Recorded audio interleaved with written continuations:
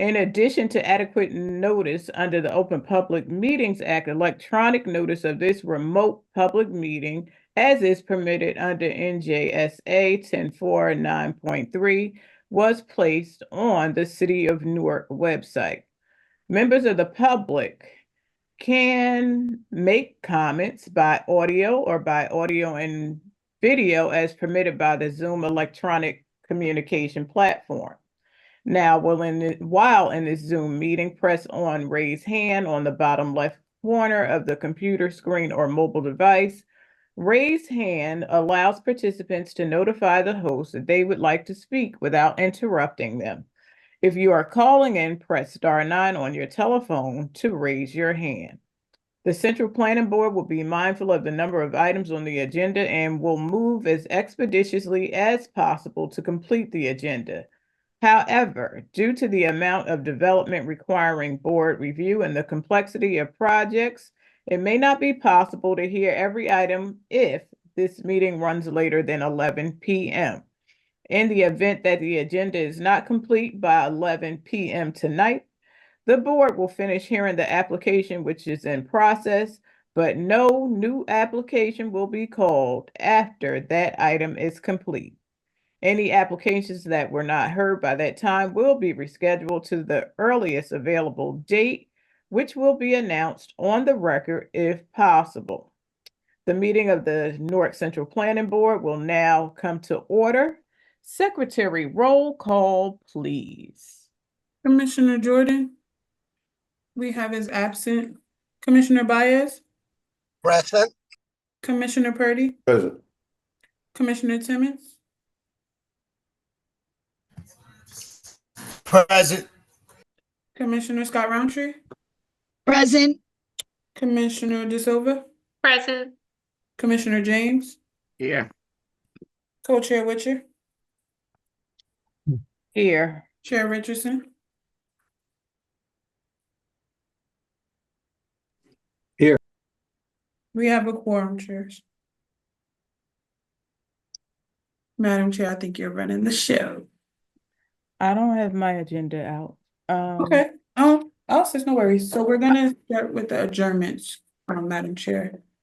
Thank you. Number 11 on the agenda, CPB 2471, 36-40 Shaw Avenue.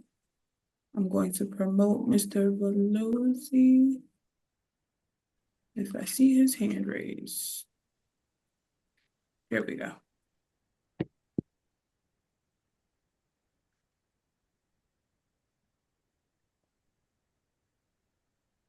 I'm sorry, Madam Chair. If I can we go out of order just a little bit? One of the attorneys has another engagement. It is number 13, CPB 2470, being represented by Jennifer Carrillo's office. Ms. Myra. Velosi, is it fine if we come right back to you? Thank you. Okay, so this is application number 13 on the agenda. Number 13 on the agenda, CPB 24-70. Good evening. Good evening. Good evening. Thank you for the board's indulgence. My name is Rebecca Maioriello. I'm an associate attorney with Connell Foley. We represent the applicant Verona Newark LLC in connection with CPB 24-70. We're here respectfully requesting an adjournment to carry this matter to the board's December 9th hearing.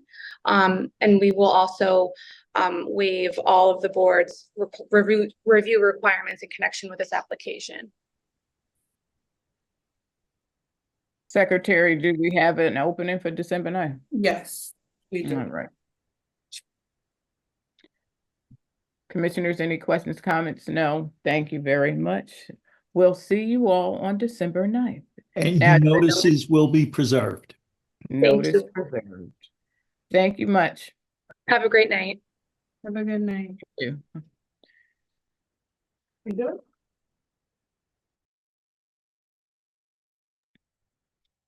So Mr. Velosi's application is number 11. Yes. CPB 24-71 Shaw Avenue. Good evening, everyone. Noemi Velosi on behalf of CPB 24-71 for 36-40 Shaw Avenue. Madam Chairman, these were agreed to be adjourned prior to today's hearing because of the overloaded calendar. I do not know what date Ms. Evans Parson had given us, though. November 25th. All right, so that's the next Monday. Yeah. Does that work for you? That's fine. All right, so thank you, Mr. Velosi. We will see you on the 25th. Mr. Beck, is the notice preserved? Yes, notices shall be preserved. Thank you much. We'll see you next week. He has the next one as well, Madam Chair. Okay, so the next one is CPB 2488 for 563 to 565 Broadway. Once again, good evening, Madam Chairman, members of the board. Noemi Velosi for CPB 2488, 563-565 Broadway. Again, because of the overburdened calendar, we had previously agreed that we would adjourn this to the next date. I believe it should also be November 25th. That's correct, Madam Chair. All right, so that was that one. And you don't have number 14 okay, thank you so very much, Mr. Velosi. Thank you, Madam Chair. All right, next we have item number 14, CPB 2437, which is 388 Summer Avenue. Attorney is Gaccione or Gaccione? Gaccione.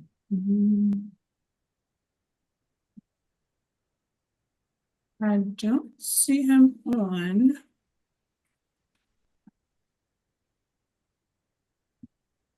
If anyone associated with the application for CPB 2437 388 Summer Avenue is on the call, please raise your hand so that we can pull you in. I have someone raising their hand.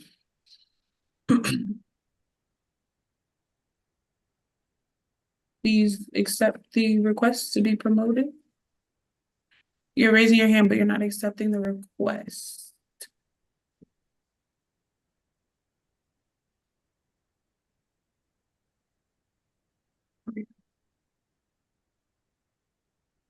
Hi, sorry about that. Good evening, Madam Chairman and members of the board. Yes, my lawyer isn't here, but I believe he spoke that this meeting would be adjourned for November 25th. Yes, but we spoke and that your attorney has to be here to represent you. Well, he told us he has another, I believe, a very important court date, and that's why he's not here. Madam Otherwise- Secretary, in light of the fact that the applicant is present, I would suggest that we go ahead and adjourn it to November 25th. And obviously, if council has any questions, this seems like this was previously agreed to, just let them know that the notices will be preserved. Thank you, Mr. Chairman. Thank you. All right, have a good evening, Mr. Janik. Thank you so ma'am. much. Everyone have a good evening. Thank you. All right, next we have CPB 24-72. It's 4648 through 50 West Kinney Street. Marsha Moore. Yes, she's being promoted, Madam Chair. Here we go.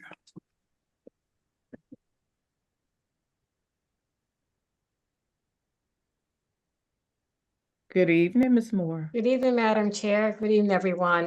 This application again is CPB 24-72. And like the previous attorneys, we've had a discussion with Madam Secretary, and we would agree to carry this matter to the December 16th hearing with all notices being preserved. Any questions, comments, concerns? No, thank you so very much for your flexibility. No problem. All Thank right. you, everyone. Everyone have a happy holiday. You Thank you. Bye-bye. Bye. Okay, Madam Chair, we're back to the top. Scrolling back to the top. All right. So the first item number 1 on our agenda is an extension CPB 22-24 for 69 Congress Street. the applicants are available, please raise your hand. There's Mr. Donut. Beautiful.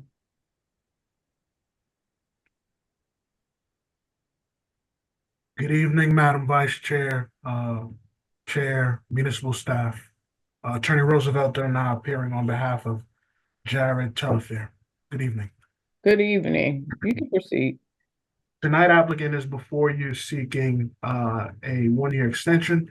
Regrettably, it took us a little bit of time to get ready, contractors lined up, but we've since paid our bond. We're ready for construction. Permits are pulled, and this is just a formality and a technicality. So owner applicant would respectfully request an extension so he could proceed with construction at 69 Congress Street, Newark, New Jersey. Mr. Donut, how long does he want the extension? The extension will be for 1 year, but our expectation is that within the next month, we would actually start construction. We're primed and ready to go, but regrettably, because our site plan approval expired, we need to go through this process in order to move forward. All right. Commissioners, you have any questions about this? Mr. Barry, did you have a question or a comment? I'm reading facial expressions. No? No, I'm sorry. All right. All right. So, no questions from the commissioners. If there are any members of the public that have questions with regards to this extension, please press *9 or raise hand. Seeing none at this time, Madam Chair. All right, thank you. Can someone present a motion with regards to this extension, please? Madam Chair, so move. Thank you. Second. Moved by Member James, seconded by Member Roundtree. All right, yes, ma'am, go ahead. Let's go. Commissioner Purdy, Yes. Commissioner Timmons, Commissioner Timmons? No, okay. Commissioner Baez?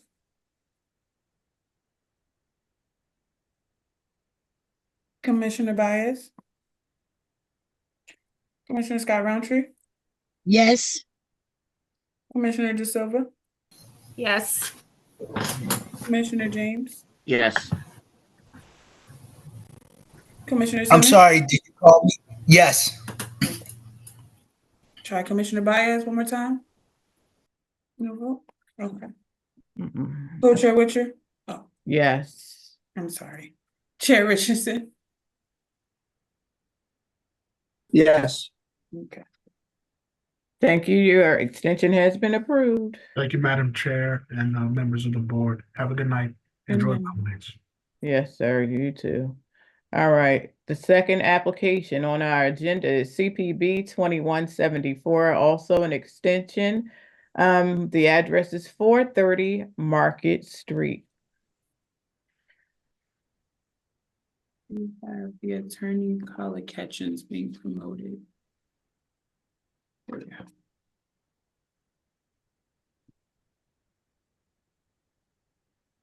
Good evening. Good evening, Ms. Ketchens. My name is Kala Ketchens. I'm an associate attorney at Sauer Law Group. We are requesting a 2-year extension on this project, CPB 21-74, 430 Market Street. Our client has been seeking financing through Aspire, and so that's just been taking some time. So we request a 2-year extension on this. Ms. Ketchens, is this the first extension on this application? This is the second extension. Okay, so that would take us to a total of 3 years, would it? Yes. Okay. Any of the commissioners have any questions about this extension? All right, seeing none, are there any members of the public who have questions with regards to this extension? We have one. All right.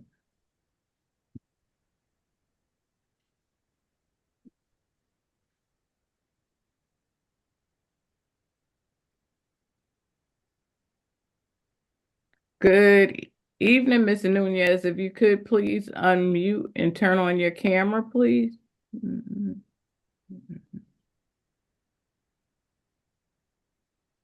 Hi, can you hear me? We can hear you. You're going to All be sworn. Hold on. Okay, so he can see you. Mr. Yes. Beck. Good evening, Ms. Nunez. Do you solemnly swear Hi. the testimony you're about to give this board shall be truthful?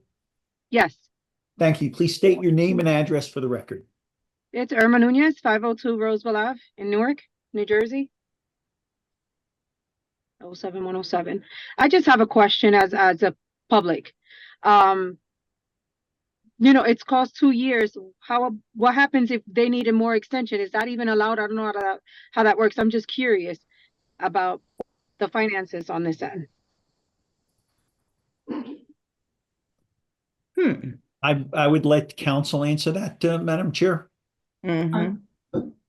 Sure. So we are allotted a certain amount of extensions. We're hoping that after this extension, we can get things rolling and get our financing secured. With the 2020 and COVID, there's just been a lot of issues with a lot of developers and their financing. So hopefully we're getting back on track.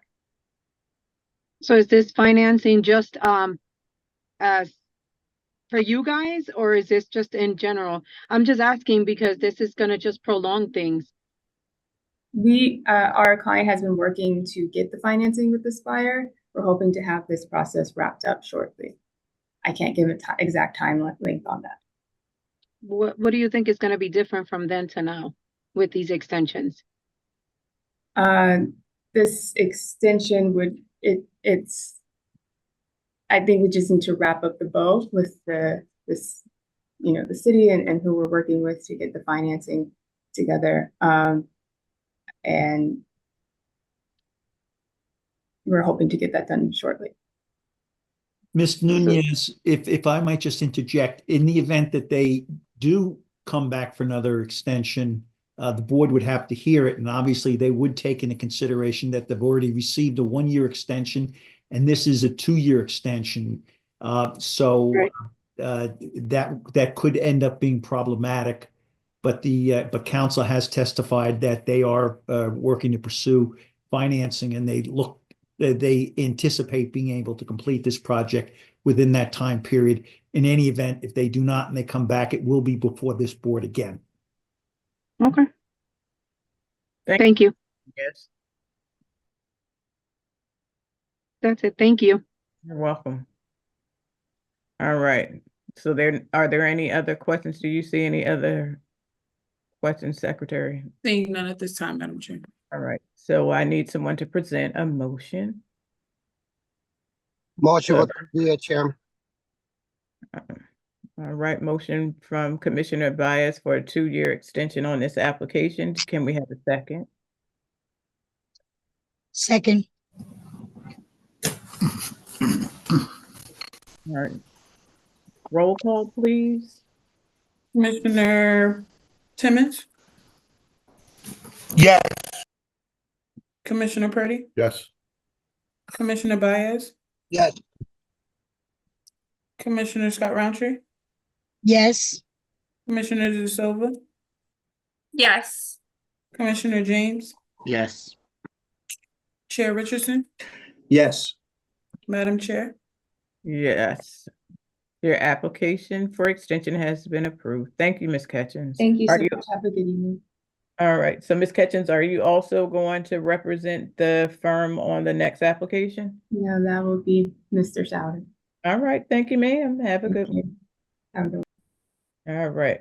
So the next application on the agenda is item number 3. It's CPB 24-54. It's a new application for 222-238 Bloomfield Avenue. Thank you. Calvin Souter of Souter Law Group on behalf of the applicant. As the board may recall, we had a full hearing on this. And we closed afterwards on the condition that we would go and have a community meeting. We've had that community meeting now.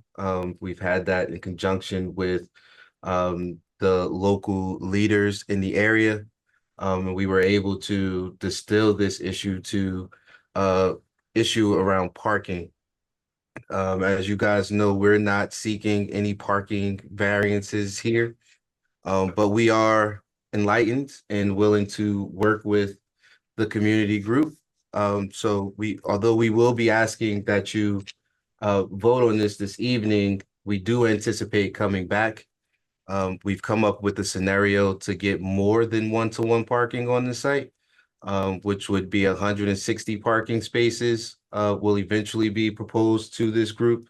But we are in the process of trying to work through that entire scenario, and figure out if and how the city is going to look towards the additional pieces, on which we're still working through. So we are asking that you vote on the application as is, with the caveat to know that we will be coming back to increase the parking to at least 160 spaces, which would bring us beyond the one-to-one parking.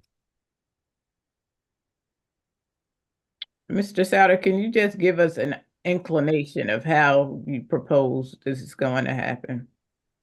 Yes, we're going to come back. Right now, there's 2 parking levels, and we were not looking to disturb more dirt than we needed to do so. The new plan will add an additional level of parking beneath the grade so that the building won't be taller, but we'll have the additional parking. So right now, we're shy of 60 parking spaces. We will have 160 parking spaces once this is said and done. All right, thank you. All right.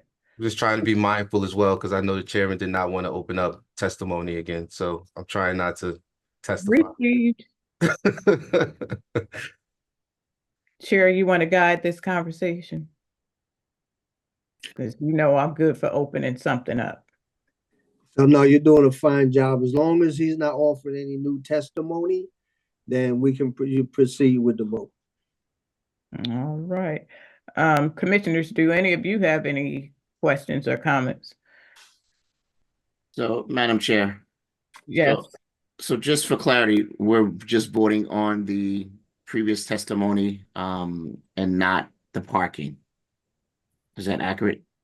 Well, they don't need a variance for parking, so that's and council, you can jump in if you wish to, but we're not going to be voting. There is no variance for parking.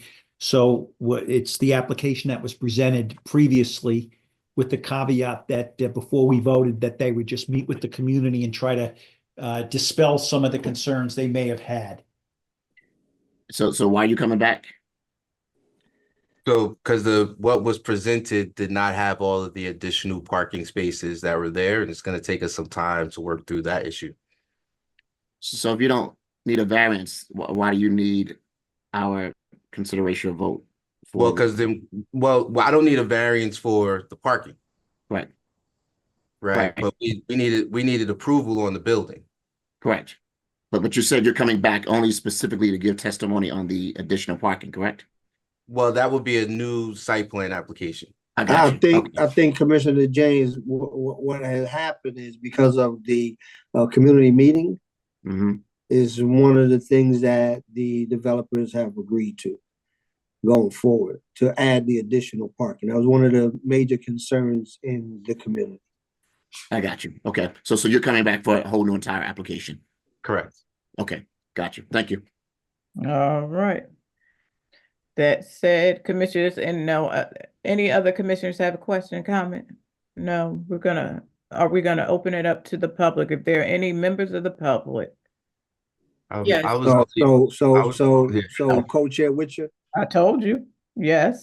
You're right. So the only thing we're doing tonight is voting on the application because they already did the testimony, the community weighed in. The only reason why it was adjourned was to meet with the community. They did that. One of the things that have come out of that now is additional parking that's going to come back to us later. So it's not going to be opened up to the community tonight because Yeah. they're not presenting any new testimony. All right, wonderful. That said, we need someone to present a motion to approve the application. And we would also need a second.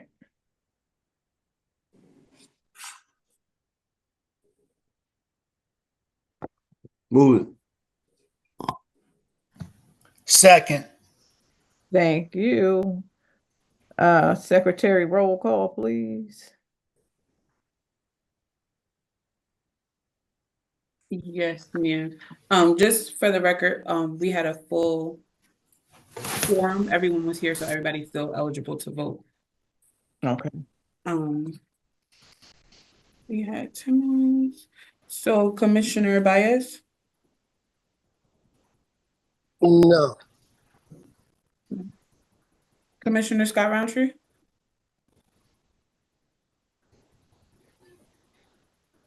we'll come back. Commissioner De Silva, No. Commissioner Purdy, Yes. Commissioner Timmons, Yes. Commissioner James, Yes. Chair Richardson. I'm back. Oh, Go ahead, I'm Commissioner. here. That would be a yes for me. Chair Richardson, Yes. Madam Chair. Yes. Your application has been approved and we look forward to seeing you. Thank you. I You're greatly appreciate you all. All right. The next application is CPB 24-56. The address is 138 to 162 Dr. Martin Luther King Jr. Boulevard. The applicants are available. Please raise your hand so we can bring you in.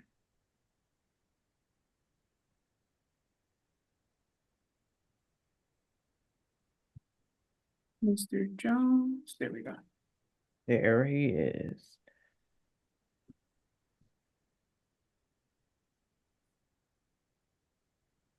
Good evening, Mr. Jones. Good evening. How are you, Madam Chair? I am well. How are you? Very good, thanks. My name is Kevin Jones from Zublat and Jones on behalf of the applicant, Dish Wireless LLC. Dish is an FCC licensed telecommunications carrier who is in the process of building the first of its kind completely cloud-based wireless network across the country. Dish Wireless engineers have identified a gap in coverage in this particular area in the city of Newark. The tall high-rise, the Pavilion Towers, located, as you mentioned, 138-162 MLK Boulevard, was identified by the radio frequency engineers as a good site to fill the gap in coverage due to the height of the building. The antennas will be placed on the rooftop of the building and painted to match the facade, and the equipment will be placed on a small equipment cabinet, 35 square feet, excuse me, the equipment cabinetry will be placed on the 35 square foot equipment platform on the rooftop. Again, the top height of the rooftop is about 238.5 feet, and the top height of the center line height of the antennas is 235 feet. The applicant is requesting from the board conditional use approval. Applicant is able to meet every condition in the wireless ordinance, ordinance 41 6-2-13. Applicant has met all of the requirements as set forth in the, I believe it's November 4th is the updated staff review letter. So the applicant won't require any relief other than conditional use approval. As I mentioned, it meets all the conditions. All right. Do you have any additional testimony, Mr. Jones? Now, I have three experts here. I have a architect, I have a radio frequency engineer, and I have a site acquisition consultant expert to answer any questions from the board, should there be any. But again, the applicant meets all the conditions, but I do have a team to answer any questions should the board have any regarding this application. That's it. Commissioners, do any of you have any questions with regards to this application? I have a question. Who was that? Oh, do- Commissioner James. Do you have a rendering or any depiction of what the actual antennas look like? Yes, we do. I can bring our radio frequency, I'm sorry, I'll bring our architect up, Robert Marsack. Maybe he can raise his hand and share his screen and be sworn in as an expert.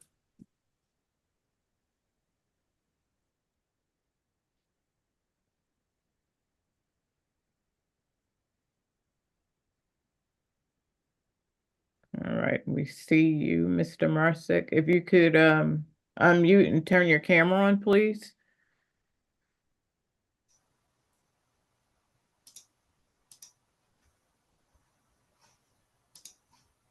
We see you're unmuted. Oh, there you are. Good evening, Mr. Marsack. Do you solemnly swear the testimony you're about to give this board should be truthful? I do. Thank you. Just please state your name and affiliation to this application.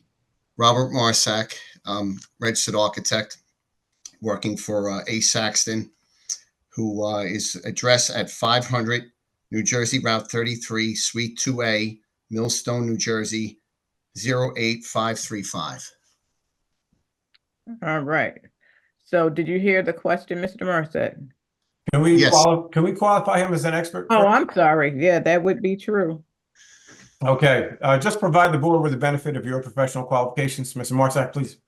I've been a registered architect in the state of New Jersey since 2004.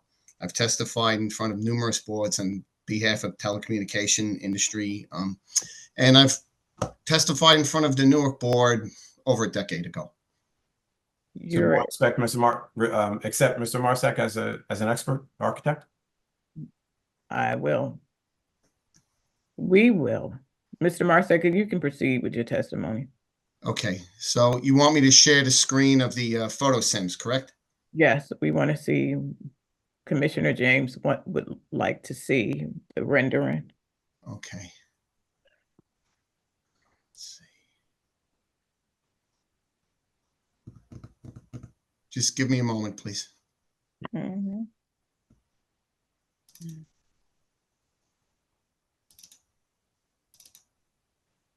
Oh, I didn't have this open.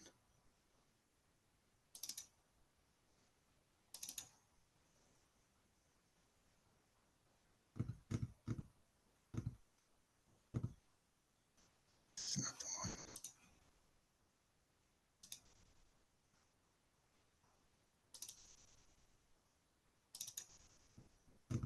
Okay. All right, so now I go into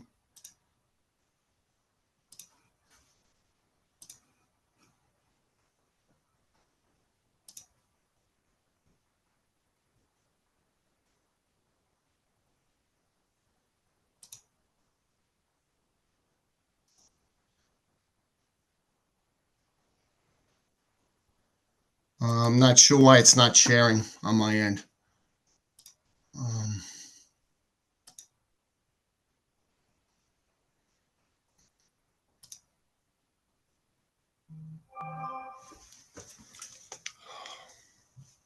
I have another expert that can share the Sims, our site acquisition, that he can raise his hand. Mr. Frederick Ricciardi from AMP. Oh, wait. Well, let's see. Could share them if it would be helpful, and Mr. Marsack can just direct me to flip through them however you like. Sure, just open up the photo sims, please. If you could share those, because for some reason it's not allowing me to. Mr. Riccardi is on. Oh, okay. Yes, here we are. Great. Okay, what you're looking at is the existing conditions of the building in question. And as you can see, there's nothing shown on this plan except for the existing conditions. And you can see a little antenna there that's part of the existing other carrier that's on the roof. Can you go to sheet 2, please? Okay, so the red arrows point to the proposed application. And what you can see there is the antennas that are flush mounted with the top of the bulkhead. And they're going to be painted to match that bulkhead. And they're, 6 feet high. So they're kind of minuscule compared to the size of the building. And from this view, you cannot see the equipment cabinet. In fact, from all the photo sims that we produced, you cannot see the equipment cabinet. Can you go to the next one, please? Okay, this is another existing view of the building in the distance, and this doesn't show any part of our proposed application. Can you go to number 4, please? Okay, so again, the red arrows indicate the antennas that would be added to the bulkhead, painted to match. And you cannot, again, from this view, you cannot see the equipment cabinet because it's only 7.5 feet high and the building's 220 feet high. So from this view, you'd have to get very, very far away to even see it. It would be, nothing. Do you have any questions? Do you want me to go back through this or? No, that's fine. Thank you. Mr. Commissioner James, was that satisfactory? Yes, Chairwoman, thank you. All right. Are there any other questions from any other commissioners with regards to this application?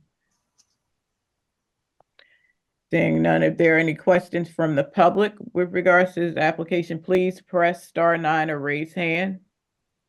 You'll have 3 minutes. Yes. I'm sorry, Mr. Jones, is Mr. Matahar a part of your team? Yes, he is. Okay. He is our RF Dish Wireless RF engineer. He is responsible for identifying gaps in coverage and designing the network and finding the site locations. We do have a member of the public who wants to speak. Okay.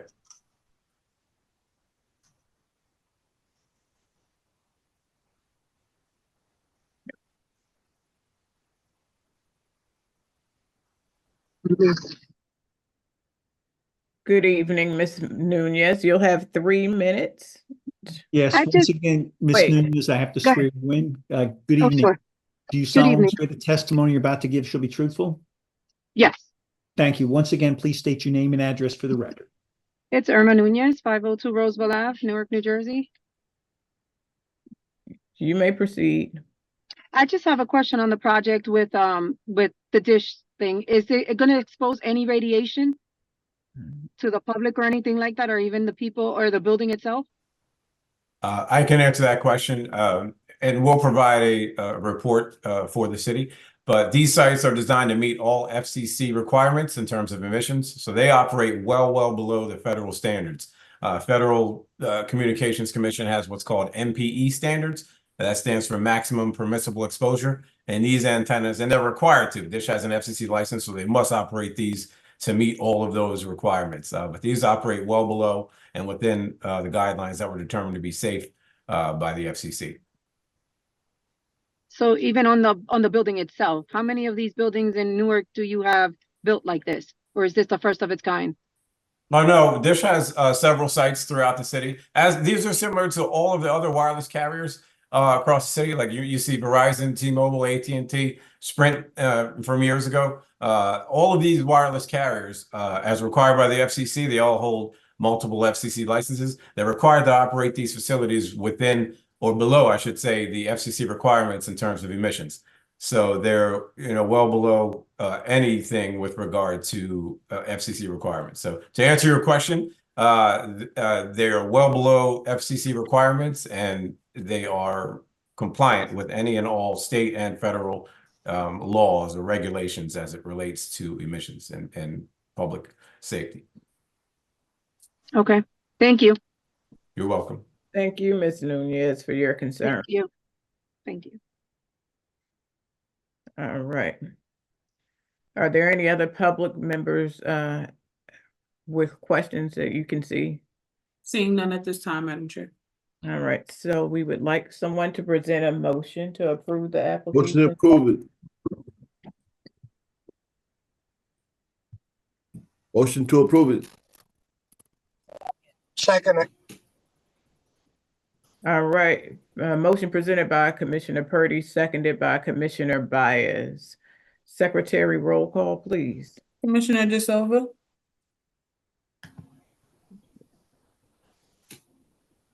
Commissioner De Silva? Yes. Commissioner Scott Roundtree?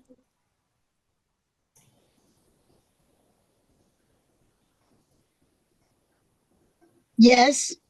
Commissioner Baez, Yes. Commissioner Timmons, Yes. Commissioner Purdy, Yes. Commissioner James, Yes. Chair Richardson.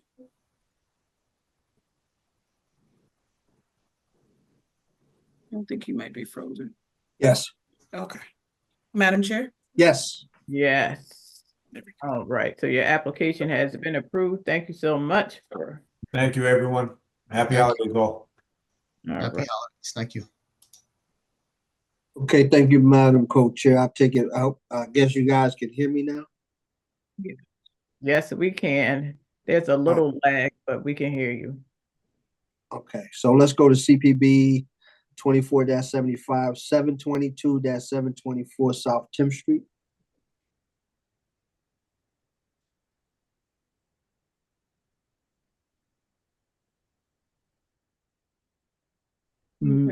Ms. Evans, I believe that's being adjourned? Well, it's not being adjourned, it's been rectified then. Oh, it has been rectified. Okay. Yes, good afternoon. I'm Betty Grayson, appearing of Grayson and Associates, appearing on behalf of the applicant, First Class Championship. This is a proposal to divide the lot, which is 50 by 100, into two 50 by 50 lots to allow a different type of home than's usually constructed in Newark. It's going to be a two-family on top of each other, more of a one-class look to it, of one-family look to it, and it's going to front on Rose Terrace instead of a more major street of South 10th Street. This, by doing it, facing it the different way, and by turning the house, it's allowing for bigger bedrooms, more living space, and not more of the typical look that you get. The architect for this project is George Fernandez, who will describe it to you and explain the few site plan variances we need.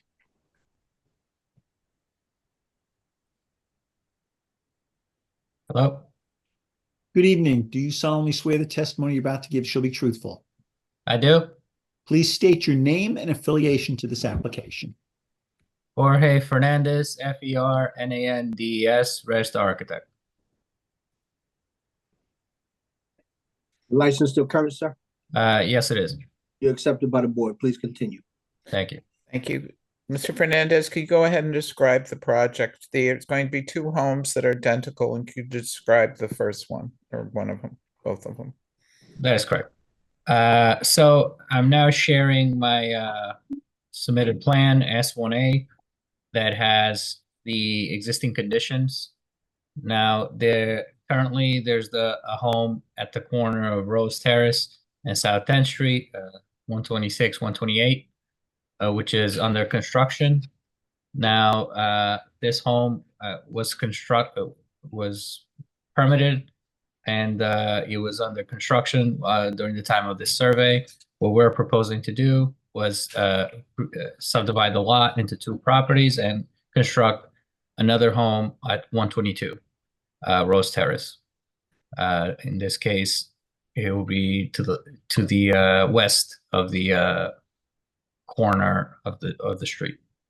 So we have here the proposed subdivision. The lot 1.02, which is on the corner of South 10th and Rose Terrace, is going to be 54.68 by 50.08. And our proposed lot 1.01 will be 50 wide by 50.08. It will essentially be 2,504 square feet, and the other lot 2,725 square feet. Typically, when we do subdivisions for two-family homes, we subdivide the properties lengthwise in order to provide two properties that are 25 by 100. But this developer wanted to have a different typology of house rather than the narrow, longer, typical two-family home. He wanted to create something with a different floor plan. So I guess I'll go right into the floor plan so that everyone can see what we're proposing to do, which is on my A1 page. We have here the proposed floor plans. On the first floor, we have a two-car garage and a recreation area that is connected to the second floor plan. Now, the entrance to the home is through the front. We have a stoop, some outdoor stairs that give access to the interior stairs that then give access to the second floor apartment, which is the main floor of the house.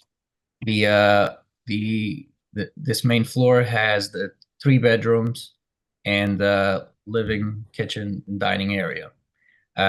Typically, the stairs and the living areas are in the front of the house, and the bedrooms are all the way in the back. This design allows us to have bedrooms on one side and living areas on the opposite side, with the stair, of course, connecting the lower level recreation area for this dwelling unit. You'll have a access from the garage to the stairs. So actually both apartments in this case can access the garage to park vehicles. And of course we have the recreation area connected to the second floor apartment with a powder room and a wet bar and a additional living space for that unit. The third floor apartment is essentially standalone. It has 3 bedrooms as well, living room, dining room, and kitchen. It has its own laundry, of course, and 2 bathrooms. I would like to go to the site plan briefly to show how the properties are situated. So again, we have our entrance on Rose Terrace. We have our garage and driveway off Rose Terrace, and we have a 3-foot side yard to the east, and 13-foot side yard to the west. And essentially, this 13-foot section that's 13 foot by the 50.08 feet length of the property is intended to be the backyard of the home. We have 3 foot 1 inch to the backyard rear yard, and that's why one of the variances that we are proposing because of the orientation of the home. But I believe that the home still has an adequate amount of outdoor space available to it through this 13-foot side yard. As will the neighboring house to the east, that will also have a large grass area in the side yard to be used as a recreation or for the use of the tenants of that home. We are proposing, as part of our site plan, of course, the street trees, 2 street trees on Rose Terrace. We're proposing 1 on-site tree on site, and of course we have the air conditioning condensers and trash storage on the side of the house as well. I would like to speak to the variances and given to us in the planner's report. One being the excessive front yard setback. The zoning ordinance asks that we match the closest setback to the property line, which in this case is the existing 3-story dwelling to the west. We set our house back 6 feet to match with the setback of our initial home in the corner to the east, and that's why we're requesting that variance, because we wanted both the developers' houses to match on the front yard setbacks, and that also allows us to have our stair stoop to come up to the entrance to the front entrance of the house. We have the insufficient rear yard setback. As I explained before, the idea and the orientation of the home requires that essentially our rear yard or backyard space will be on the side. And therefore, we have a 3 foot 1 inch rear yard setback. And that is why we require that variance. There's the excessive lot coverage by building, which is permitted is 50%. We're at 54%. It's again, there's a 1,367 square feet of coverage on the ground floor, and that is slightly above the requirement, but I believe it's below 10%, so it can be considered de minimis. And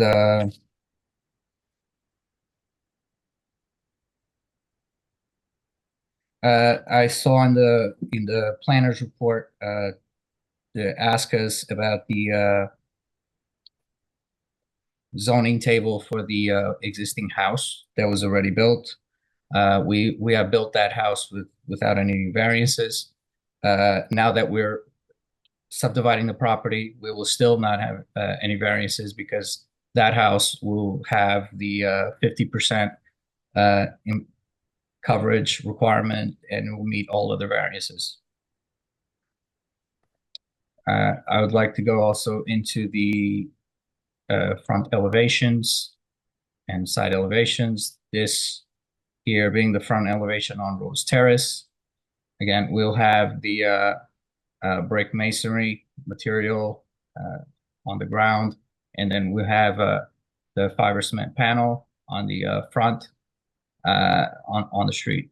Then we have vinyl siding on the sides and rear, and we are complying with the glazing requirements on all sides because we want to provide decent light and air into each of the living spaces. That pretty much concludes my testimony towards the architecture, and I am open to any questions from the board or professionals.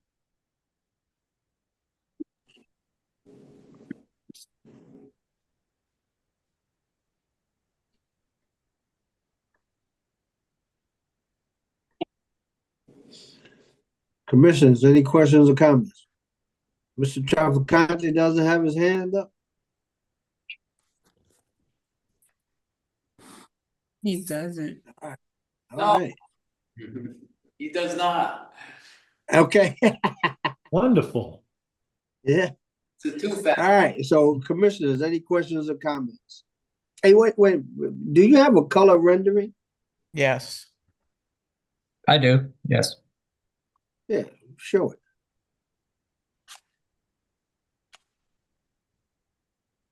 This is the proposed home on the east, the materials and colors.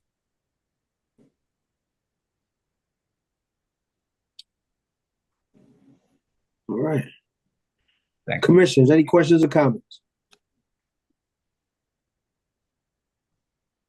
Hearing none. Any questions or comments from the public? Seeing none at this time, Chair Richardson. In that case, I need a motion. Moving it. Moved by Commissioner Baez. Is there a second? I second it. Second by Co-Chair Witcher. Roll call. Madam Commissioner Secretary. Timmons, Yes. Commissioner Purdy, Yes. Commissioner Baez, Yes.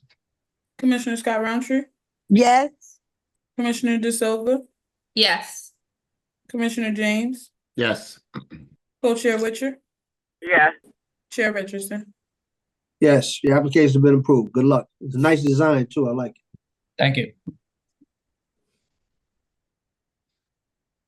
Okay, let's move to CBB 24-11, which is 98 Magazine Street. Are the applicants available? Yes, we have the attorney, Mr. Torres.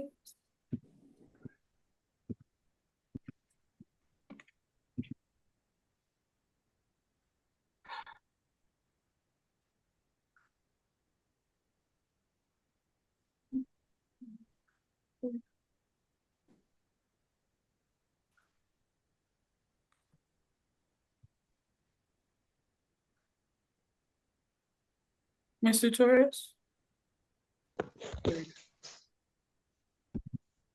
Yes, good evening.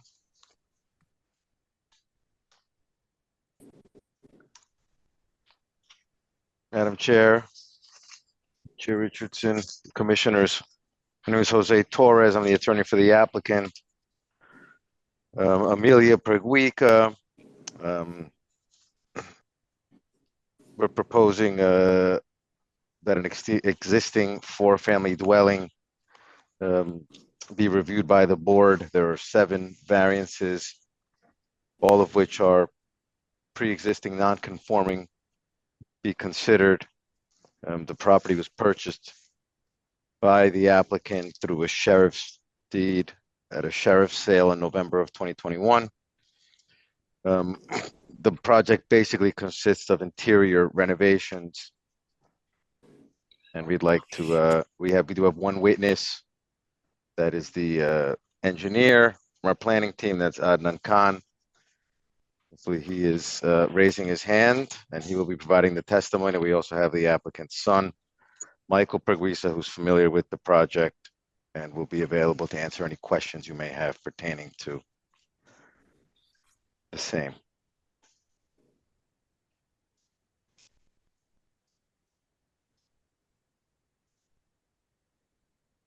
Mr. Khan is on, Mr. Torres.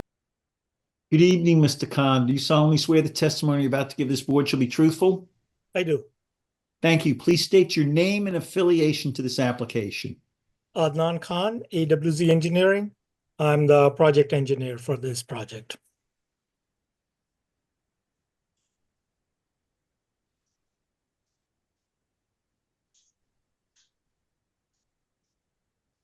Okay, thank you, Mr. Khan. You were primarily responsible for drafting. License still current, sir? Mr. Khan. Mr. Khan, is your license current? Yes, they are current. Yes. No, slow down. Mr. Khan. Yes, sir. Yeah, you're accepted by the board. Please continue. Thank you. Okay, I believe the project entails is like there is an existing structure which is being used as a 4-family, and again that's the variance or a variance required by the board. I mean by the applicant is that to legalize that 4-family. As far as the project work is concerned, it's only the interior renovations. And as far as I understand, all the renovations has been already completed with proper permits from the water and sewer. There were some some utility improvements were done. The house is the same as it is the footprint.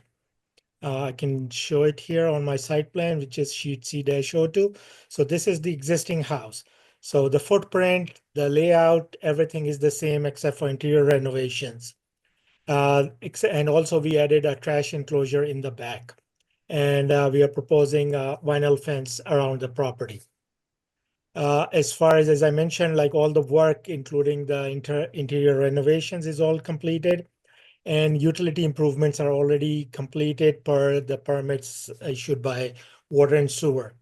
What we did here is there were some engineering comments about adding a dry well or stormwater management, which we seek waiver from that requirement because there is no way possible to add any stormwater management to the rear of the property because the existing structure. We don't have any access to the rear for any equipment to install any stormwater. However, based on the utility department comments, what we did is we tied all the roof leaders from the existing structure and we connected the roof leaders via a header system into the city sewer system. So we are taking all the water from the roof itself and tying it into the city system. But there was a comment regarding the lighting improvements as well as stormwater, which is not possible. As far as the lighting, the applicant has already installed some lighting, or which is existing, a combination of an existing and proposed, which are residential type lighting fixtures in the rear and in the front. So that's pretty much, it's a legalization of a four-family structure that we are seeking. There are variances, bulk variances required for this project. However, none of these variances are either exacerbated or created as part of this application. All of them are pre-existing nonconformities. That's pretty much, I think I have, if I have any questions, I'll be more than happy to answer.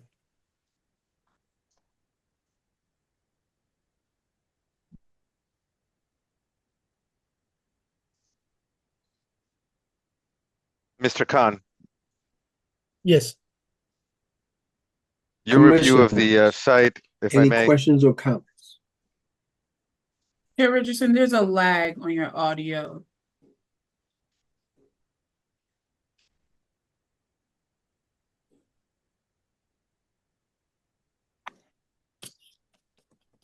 That's why I had co-chair running the meeting. I'm sorry, I will jump back in and give me like 15 minutes. Okay. Okay, Chair, you're back. You're fine. Your audio's fine again. I just had one Audience- question for Mr. Khan, if I may. Sure. Mr. Khan, of the variances that we are requesting the board to consider for approval, is it correct to say that they are all pre-existing non-conforming conditions of the site? That is correct. That's what I testified. Yes.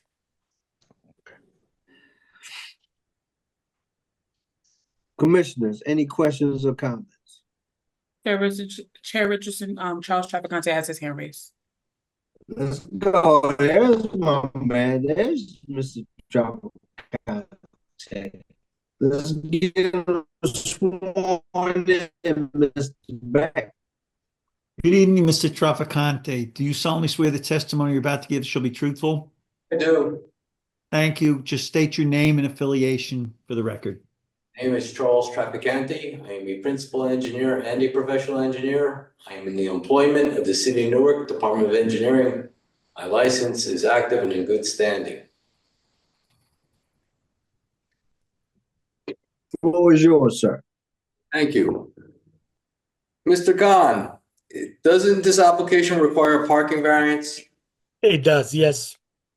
And wasn't one a parking study requested in the engineer's report to the board dated October 23rd? It does. The only thing is it's an existing structure, so there is no existing parking on the property. And I think in our response letter, we did indicated that there is no parking, and this structure is being used as a four-family for quite a number of years now. Yeah, So, but let me stop you there. You could still have done a parking study to see if the parking spaces required on site could be found within a 300-foot radius. Could yeah, that we have- could, yeah. Yes or no? Yes. All right. This is also it's existing conditions, but what's it on the tax records? Is it listed as a 3-family? Technically, it's legalizing a 4. Aren't you trying to legalize a 4-family? That's technically either a 3 or a 2. What's the story? That is correct. That's what I testified, yes. We are trying to legalize a four-family. That is Okay. correct. So even though it all exists, a lot of the work that may have been done, even its interior, may not be considered legal for a 4-family. Fair to say? I will leave that for the applicant to answer because the work was already done before. I mean, I would leave it to the applicant to answer that. My understanding was like he was in the midst of doing the renovations when they found out that they need to go and get the approval from the planning board. And regarding stormwater runoff, you're proposing to collect only what's coming off the roof. Is there any yard drains in the backyard to collect what falls in the backyard? There are no existing yard inlets or anything. So there- it's all surface runoff pretty much in the back. Is there a full basement under this building? I'm not sure about that. I would leave it again to the applicant. Oh, there is a basement, whether it's full or not, I'm not sure. I believe it's full basement because our roof header stormwater pipe is running through the basement. All right. So if there is a full basement, isn't there an opportunity or room to provide some kind of a storage tank in the basement to collect the roof runoff to do water runoff reductions? We might be able to, I have to look into it. We might need a pump station to lift it up to tie it into the sewer main. So in order for the water to empty it out from the stormwater management. And So I'm could not you- sure, I have to look into it. All right, and could you also provide yard inlets in the backyard to collect runoff from the backyard before it flows to adjoining properties? Run the pipe through your basement and out the front like you're doing with your roof drains. Is that a possibility? It is a possibility. We can tie it into the roof drains itself, like the inlet, because we're not talking about much big area in the back. So we can provide an inlet at the low spot and connect that inlet into the pipe that is already connected to the city sewer in the header system. Well, based on the existing grades we saw in the plans, there seems to be a potential, I believe water does run off to the south to adjoining properties in the rear yard. That being said, if the engineering department recommends to the board as a condition of approval, would your client be willing to, one, put in drainage inlets in the backyard and pipe them out to the front of the building? Two, provide curbing to collect all runoff from the backyard and collect and divert it to these said yard drain inlets before, again, it flows onto adjoining properties, and run it out the front of the building. And three, meet with the Department of Engineering and the Department of Water and Sewer to see if there could be anything done as far as a containment, especially for roof runoff, which is considered clean. All right, to collect that and maybe put an outlet control structure as part of a storage vault or tank, provided it can be done by gravity. Is that something?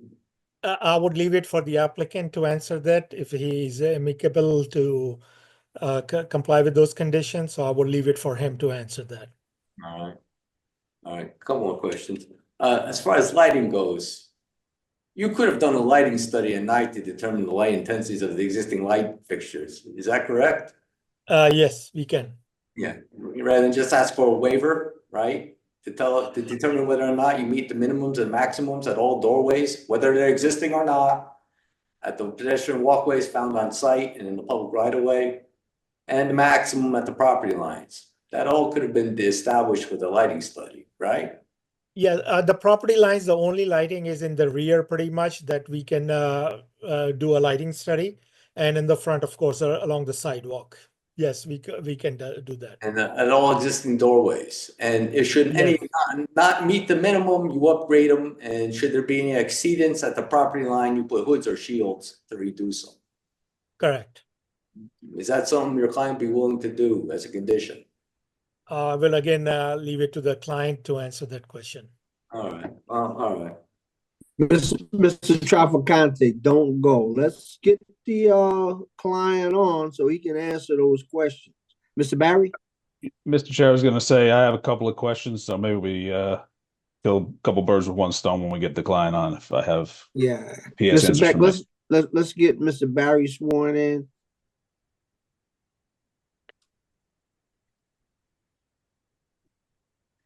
Mr. Barry, you solemnly swear your testimony will be truthful? I do, yes. John Barry, planner for the board. Mr. Khan, I had a comment in my report about the hatch access to the basement from the sidewalk. The ground floor of this building was previously a commercial space that had a delivery access point. Is that cellar entrance being maintained in this condition? Yes. And for what purpose is that going to remain? Access to the basement. Is there access? Is there access from inside the main part of the structure? That I'm not sure if there is an access. I'm not sure, but this is the access like in the front at the sidewalk. They have this Bilco door. Right, which But is I'm not typically sure not, if there's an excess, yeah. typically that condition makes sense when you're getting deliveries for a commercial space, but not typical for a residential building. My report, I recommended that that be eliminated for security purposes and also to discourage the illegal conversion of that basement with its own exterior entrance. I guess we can ask your client if he would be willing to do that. Correct. Okay. Let's get the client on, Madam Secretary. May I know the client's name? Or if he can raise his hand? Mike? Yeah, Mike, could you raise your hand, please?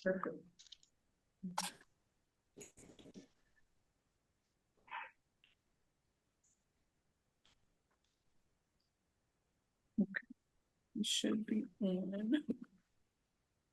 There we go. Mike, if you could just turn on your camera and come off of mute to be sworn in.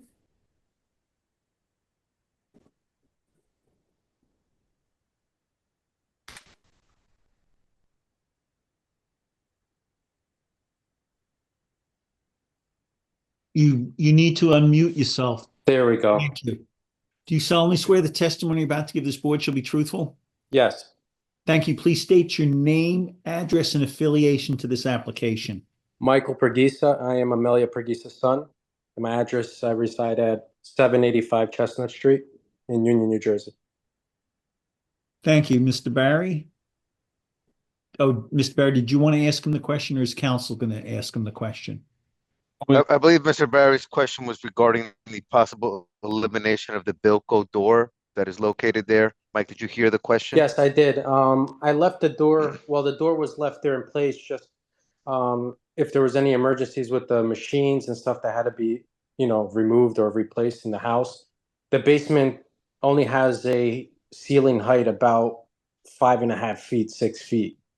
So there's really, no proper way of, coming in and out of the basement besides a small steps that lead to it from the hallway. Is there any interior access from the, I'm sorry, strike that. Is the exterior door the only means of access to the basement?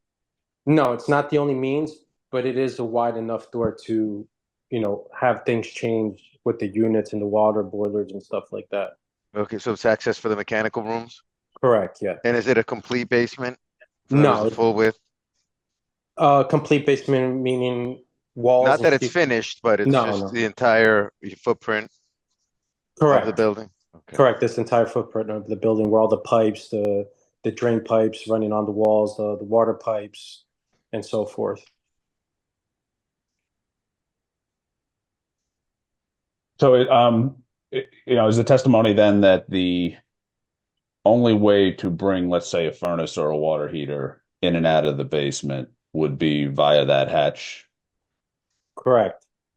Okay. In that case, with the configuration of the building, I have no objection to withdrawing the request to remove it, because if it's not feasible to access in any other way, that makes sense. Thank you. Questions? Sorry. Mr. Traficante, floor is yours. Thank you, sir. Mr. Mike, Yes. regarding this existing cellar entrance, do you know if you have any? Yeah, survey shows an existing cellar entrance doorway with stairs that approaches into the public right of way for Magazine Street by as much as 4.5 feet. Applicant property owner shall provide testimony to the board as to what approvals they have obtained from the city of Newark to allow for this existing cellar doorway with stairs encroachment. Do you know if you have any approvals, easements for this encroachment of over 4.5 feet into the public right of way? No. Okay. Should no approvals, easements exist, applicant property owner shall provide additional testimony to the board as to the future disposition of this existing cellar doorway with stairs encroachment. Should the board approve this application, especially with regard to public safety and how the applicant shall indemnify the city of Newark from litigation should someone fall. So it sounds like you plan to keep this, right, Mr. Mike? I would like to, yes, to have the access to the basement and necessary needs of, anything that happens regarding with things down there. Okay, and what do you plan to do to indemnify the city of Newark from litigation should someone trip and fall down the cellar door? Should approve this application. Sure. I mean, we can put a rail around the perimeter. This way it's only accessible by me or the maintenance of for the building. I can have a lock on it. This way no one falls in or trips into it. I can match the rail with the steps that lead into the building and have everything enclosed. That's all well and good, Mr. Mike, but that's still on paper, and this may be a question for your attorney, Mr. Torres. What measures are you going to take to indemnify the city of Newark should someone fall? What are you going to put in place to protect the city for a stairwell that should not even be there? Should someone fall and trip down that, especially at night when it's dark? All right, because they'll go after the city before they go after you because the city has deeper pockets. What are you going to do to indemnify the city of Newark? Question for either Mr. Mike or Mr. Torres. Could either of you answer? Yes, I'll address that, Mr. Traficante. Thank you. The property is insured, correct, Mike? Yes, it Okay, is. and would you have any objection to providing, upon request, an accord certificate, thereby ensuring the city of Newark, or verifying thereby that there is insurance coverage for their benefit? Correct.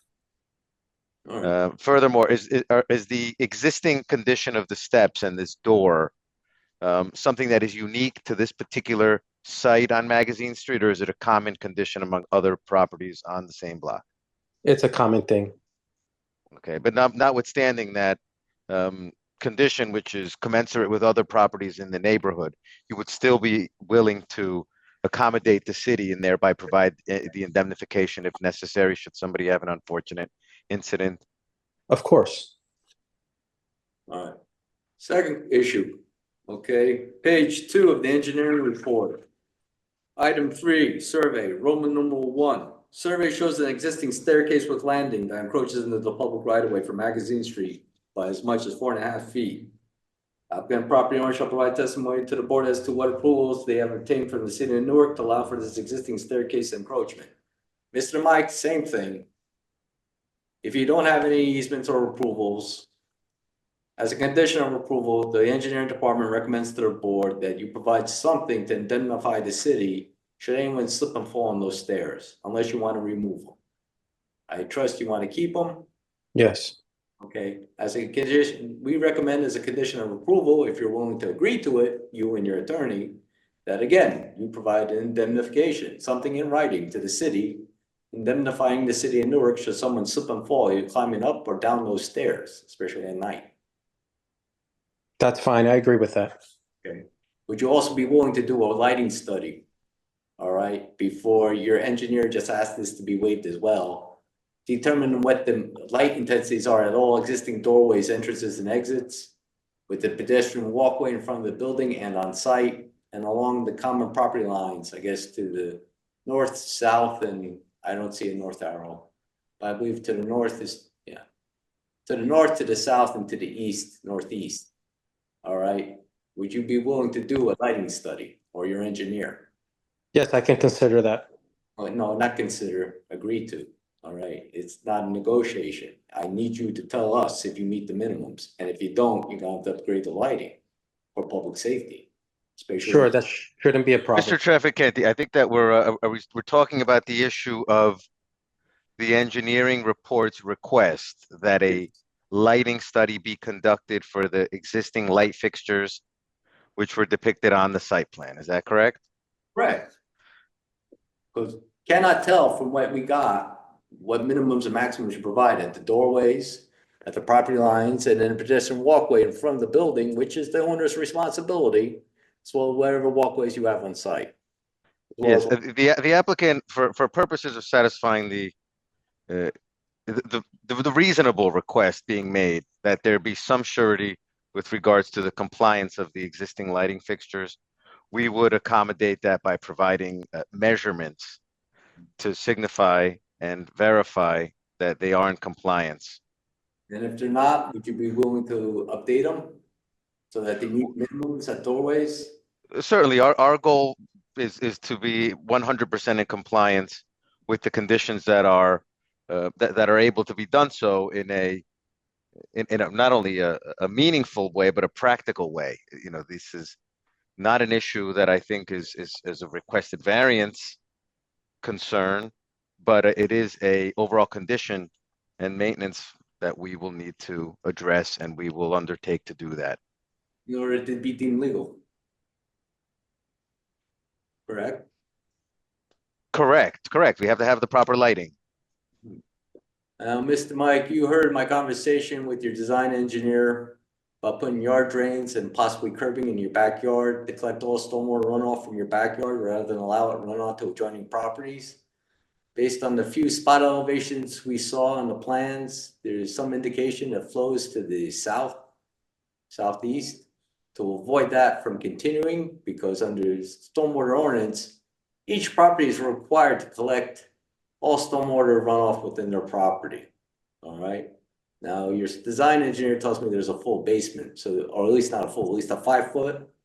So there's room to work with to put in drains in the backyard and pipe them out to the front of the house. All right. Is that something you'd be willing to do? Yes, I can consider that. I have a question. When you mean pipe it to the front of the house, you would have to run it out to the combined sewer out in the street and not just run it to the curb, to the sidewalk and forget about it. You gotta, like the roof drains. He's proposing to run the roof drains out to the sewer out in the street. You can't just let it discharge to the curb and forget. I can answer that. Yes, I think we already have a header system around the existing structure, which is connected via a new connection to the street sewer. So what we will do is like we can add another inlet and connect that into the same header pipe so that all the water collected from the rear of the property is directed into the existing, the new connection that has already been made. correct. All right, and what about putting curbing to prevent any stormwater runoff flowing onto your neighbor's properties? That shouldn't be an issue. Okay, so that's a yes? Yes. Can you tell me if you have a fire protection line to this house? Yes. There is, what size? I'm not sure. We already did, let's see, 2-inch. 2-inch, that's correct. Yeah. All right, well, needless to say, you're gonna have to contact water and sewer and get feedback from them. I see. Actually, sorry to cut you off, but all these lines are already installed with the approval of water and sewer. Correct. Yeah. All right, and that includes the sanitary sewer lateral line? Correct. Correct. Everything was changed. Yeah, and with a clean out? Correct. Yes. Okay. All right, I mean. That work is being completed. Yeah, it's been completed. It just hasn't been legalized. That's why you're here tonight. The use is not legalized, but the client or the applicant got all the permits, required permits from water and sewer before they upgrade the utilities. Correct. That was all pre-approved. Yeah. All right, outside of, and you need at least, I think, 2 parking spaces. You need a parking variance, right? It's either 2 or 4. The old code would be, the new code, I think it's 2 now, right? Yeah, 2. All right. Do you know if there's 2 within 300 feet of the site on the street that you could find, especially overnight? Yes, there's an abundance of parking on the street. Within 300 feet? Yes. Overnight? Correct. All right. So aside from providing a parking study, which would be item 2, Roman numeral 1, is there anything either you or your engineer, yes, you, Mr. Khan, that you cannot comply with in the engineer's report to the board dated October 23rd, 2024? No, I think, I mean, yeah, I mean, we will work as always, like we'll work with you on the thing, and I don't see any other issues, major issues. The big thing was the stormwater detention in the rear because of the existing nature of the house. Yeah, all right. All right, again, you're gonna have to also touch base with water and sewer on that. If they may weigh in, all right, to get their blessing, their approval, their endorsement. I cannot leave them out of this conversation. Sure. So, all right, but fair to say, yes, all of the comments you can comply with, Mr. Khan? Yes. Okay, no further questions. Thank you. Thank you, Mr. Traficante. Commissioners, any questions or comments? I have a question. Co-chair with you. Thank you, Chair. All of this sounds pretty complicated. That line of questioning by Mr. Trafficante leads me to wonder, if we approve this, are we saying that the build is legal? What standing are we giving if we approve this application? Who want to take that, Mr. Barry? Or I can jump in and we'll see who else needs to chime in. That's an excellent question, Madam Chairwoman. The applicant is here for site plan approval and for variances that have been spelled out. The use as it stands has been described as a four-family, but it's not legally a four-family under the city's zoning records. So the applicant, to the extent that we have approvals granted this evening, they'll agree to comply with the conditions that Mr. Trafficante just went through with the engineering report, any conditions that water and sewer may have, and anything I've outlined in my report. That will get us through all of those technical issues related to the site. If they need any additional permits that have not been properly received or closed out, that would have to be done as well. If they got permits for work that was done and those permits were approved, then so be it. But if they need to do additional work, or if they have permits that have not been gotten from the city, then they'll need to go through that process and make sure everything's inspected and up to code and legal moving forward. So essentially, they still would have to go through the city after they saw us? Is that what I should surmise?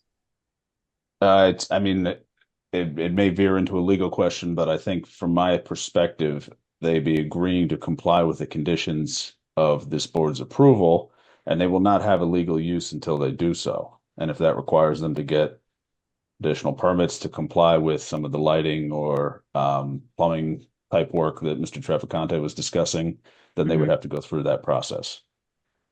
They would proceed at their own risk, and ultimately they would have to have the building registered and taxed as a four-family. And it would be up to the city ultimately to sign off on it. Okay. Thank you, Mr. Barry and Mr. Beck. You're welcome. So, thank you, Co-Chair Witcher, for that question. And it kind of, my question was, you bought this building in 2021 from a sheriff tax sale. You've done all this extensive work, all of this work before you even had it approved as a four-family. And have you been renting it out as a four-family for the last 3 years?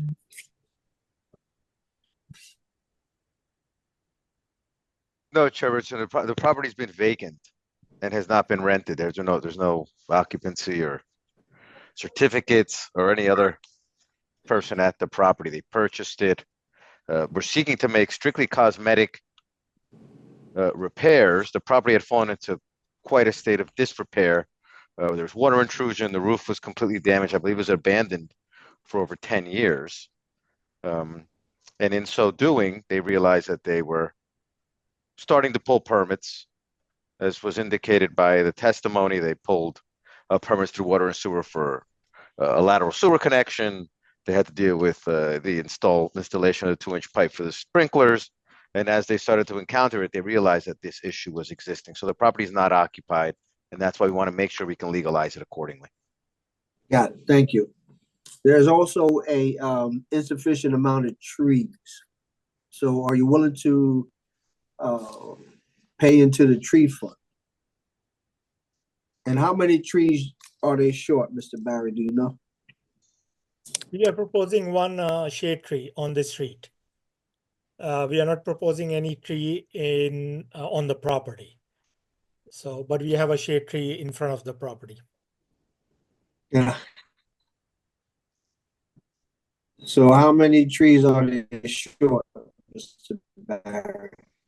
So the chair, Mr. Khan, is correct in that there is a deficiency of one Can you on-site hear me? tree. Yeah, Yeah. I think you're lagging a little bit.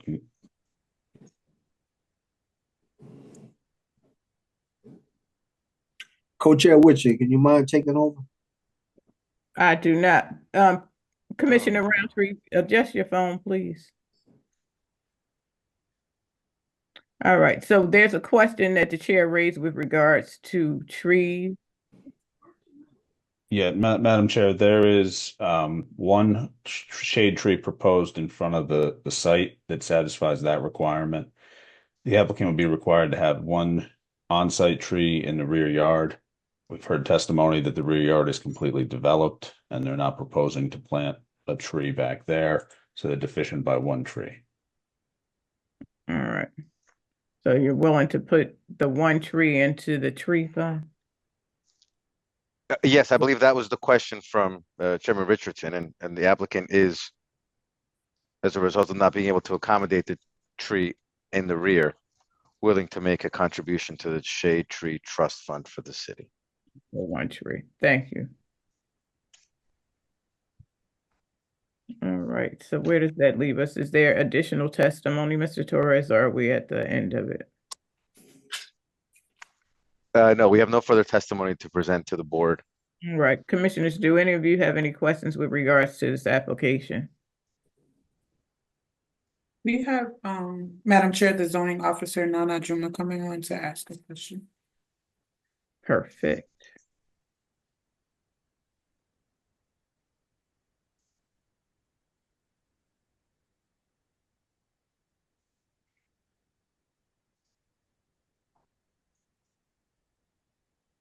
Are you on? Oh, her hand's raised, she's up top. Good evening, all. Nana Juma, zoning officer. I have a question, if I may. Yes, ma'am. Have we seen the floor plans for this address, 98 Magazine? Has an architect testified for this application? No, ma'am. Do they have floor plans to show us? I'll leave it for Mike to answer that. Mike, you're there? Yeah, I see Mike, he is muted. There are architectural drawings that were drawn of the existing condition.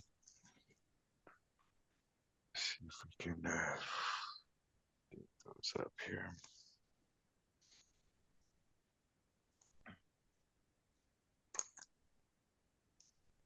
Mike, can you hear us? He's not on anymore. No, I see him. I do see him. Yeah. Mike, the question was by zoning officer Juma, specifically if there is a floor plan of the building. Yes, currently. everything was handed into the zoning department or the planning board. Are you presenting the floor plans tonight to the board is my question. Yes. Is the architect available to No, I don't share those with us? No, I don't think so. Is anyone on your team able to pull up the floor plans, share their screen so we can see the floor plans? Yeah, I can do This is that. Dan Let Beck. me- If we could just back up for a second. Council, did you say you submitted these plans already to the zoning office? With the initial submission, because we're here now on a later revised site plan as a result of last November's changes, but the original architectural drawings remain the same. So my question is, are you able to pull up your floor plan and share that? I have a question about the floor plans, which is why I'm asking Dan. They said that they submitted it. It's uploaded in the Google Drive for both the public to see. It's a part of the application. We're legalizing these units. I have a question about the units. I would like for them to share the floor plan if they can. Yeah, I think I can share it. I'm not sure how latest they are, but here is the one. Thank you. that I Yeah, have. that's them. Yeah, this was, I believe, done by Babs Engineering. So it shows this floor plan here. Ms. Jimmo, what's your question about the floor plan?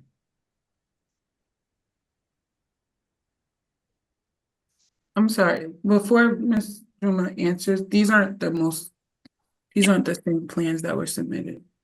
These are not? No, these have, the plans that were submitted have a revision date in that block. Oh. Right, let's see. Yeah, this one has no revision. Mr. Khan, if you stop sharing, I can share the screen with the plans that Oh. were submitted to the board that are in the public drive on Google. Thank you, Mr. Barry. You're welcome. Thank you.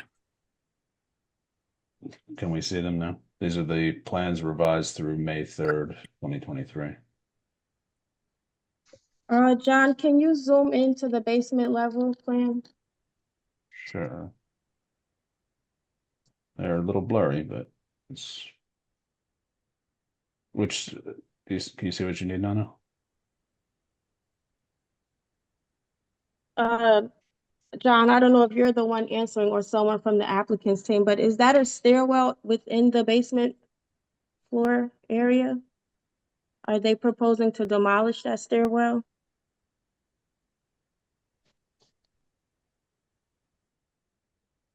I don't think that we're proposing to demolish it. Previously, the applicant had testified to the fact that there was a means of accessing the basement from the interior of the building, but that it would be insufficient to move large mechanical machinery in, and that's why we're requesting to keep the exterior basement entrance from the sidewalk. Okay, because I thought I heard the developer state that after Trafficante asked about twice, that the cellar was the only entrance into the basement. I have another question. John, if you can zoom into I guess this is the second floor where it says apartment A and B. It'll be the first floor. So Okay.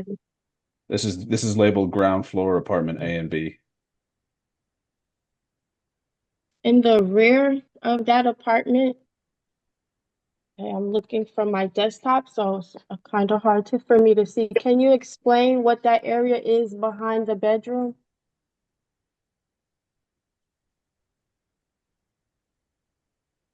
Where it says A, B, C, D?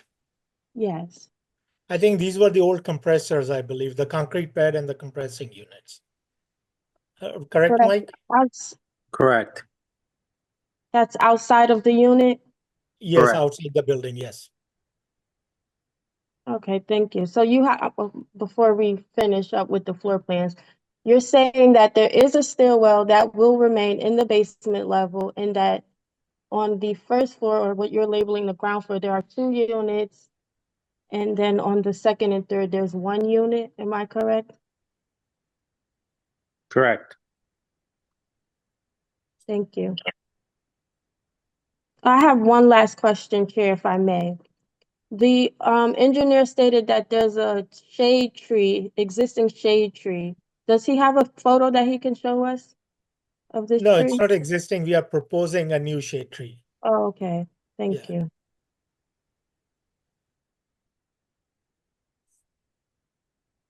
Those were all my questions. Thanks. All right, thank you, Ms. Jimmo. Thank you. Are there any additional questions? All right, are there any members of the public that have any questions with regards to this application on Magazine Street? Seeing none at this time, Madam Chair. All right, seeing none, if anyone would like to present a motion with regards to this application.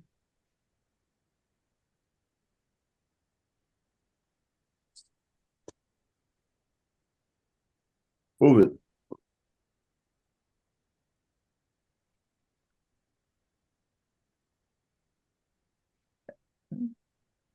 There's been a movement by Commissioner Purdy. Can we have a second, please? I'll second it with the caveat that they meet with Mr. Trafficante and work out anything that they need to work out with water and sewer as well. All right. Seconded by Chair. Secretary, roll call, please. Commissioner Timmons? No. No, okay. Commissioner Baez? I voted yes with all the conditions. Commissioner Scott Roundtree? Yes. Commissioner De Silva? Yes. Commissioner Purdy? Yes. Commissioner James? Yes. Chair Richardson? Yes. Madam Chair? No. But your application has been approved. So thank you for your time and best wishes with your project. All right, the next application is CPB 24-66. This is 510-512 South 15th Street. Mr. Pelosi is already on, Madam Chair. Okay. Good evening, Mr. Pelosi. See, I was looking all over like, where was someone gonna pop up? How are you? Good evening, Madam Chairman. Noemi Velosi on behalf of CPB 24-66 for 510-512 South 15th Street. Madam Chairman, we're basically taking one major lot and we are looking to subdivide into two individual lots. If I could share my screen, hopefully I can get it up. Let's see.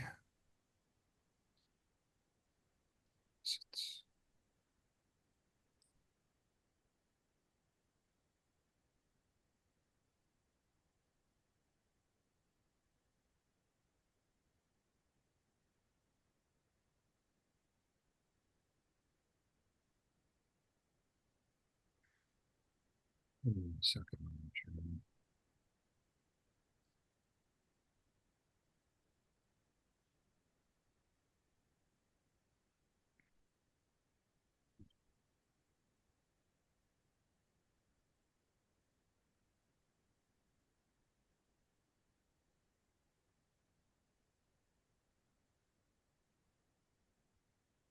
Can everyone see it?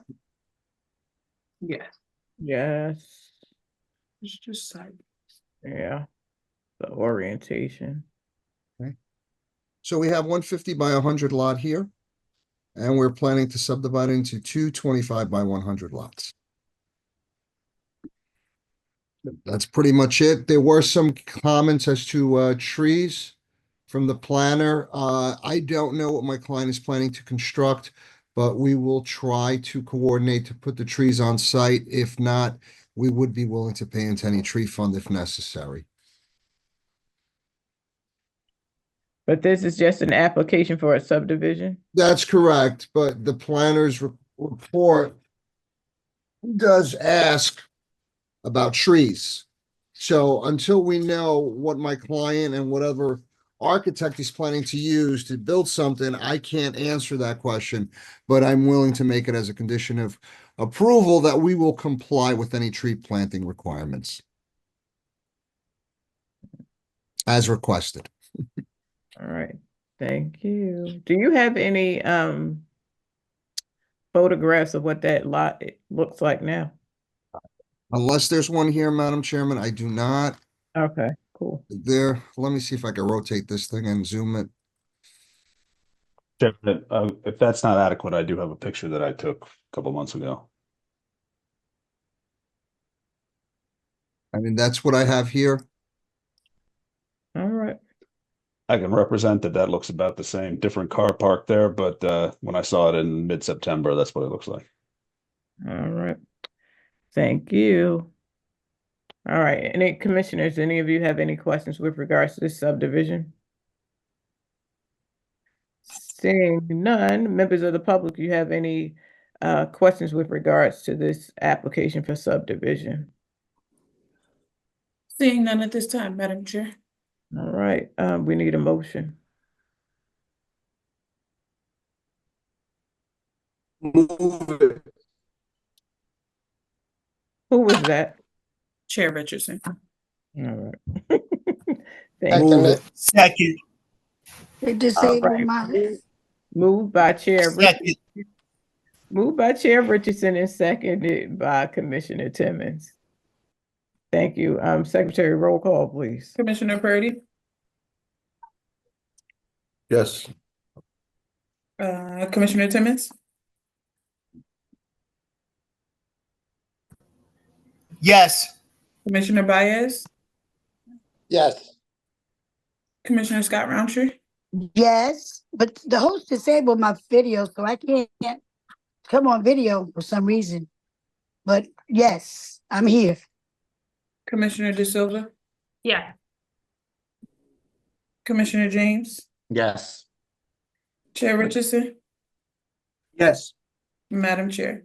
Yes, your application has been approved. Thank you so Thank much. you.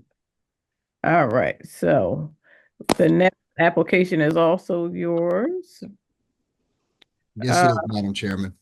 All right, so the application number 8 on our agenda is CPB 24-46. The address is 221-223 South 11th Street. Good evening, everyone. Once again, Noemi Velosi for the application CPB 24-46. The premises is 221-223 South 11th Street. The applicant is 91-93 Chadwick LLC. And if we can have Mr. Fernandez sworn in.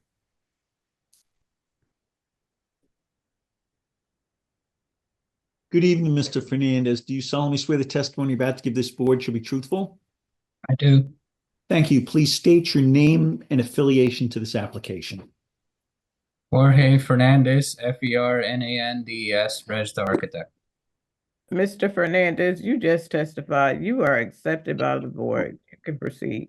Thank you. Mr. Fernandez, have you reviewed the planner's report on this matter? I have. And are we able to comply with all the suggestions of approval? Yes, Okay, have you also reviewed the engineering report, Mr. Fernandez? I have. And are we able to comply with all of those requests? That is correct. All right. Mr. Fernandez, if you could take us through your presentation. Sure. I would like to start with the survey in this case. What we have here is a piece of property, 223 South 11th Street. It is 50.32 feet wide by 100 foot deep. The parcel is a bit irregular. It had a 2.5-story frame dwelling in the front and a remains of a old garage in the rear. Our proposal is to subdivide the property into 2 lots, 2,500 square feet each, and they're going to have a shared driveway that gives access to the rear for parking in the center of the 2 lots. That's what this survey here, a subdivision survey, is depicting. So now I'd like to start with my floor plans.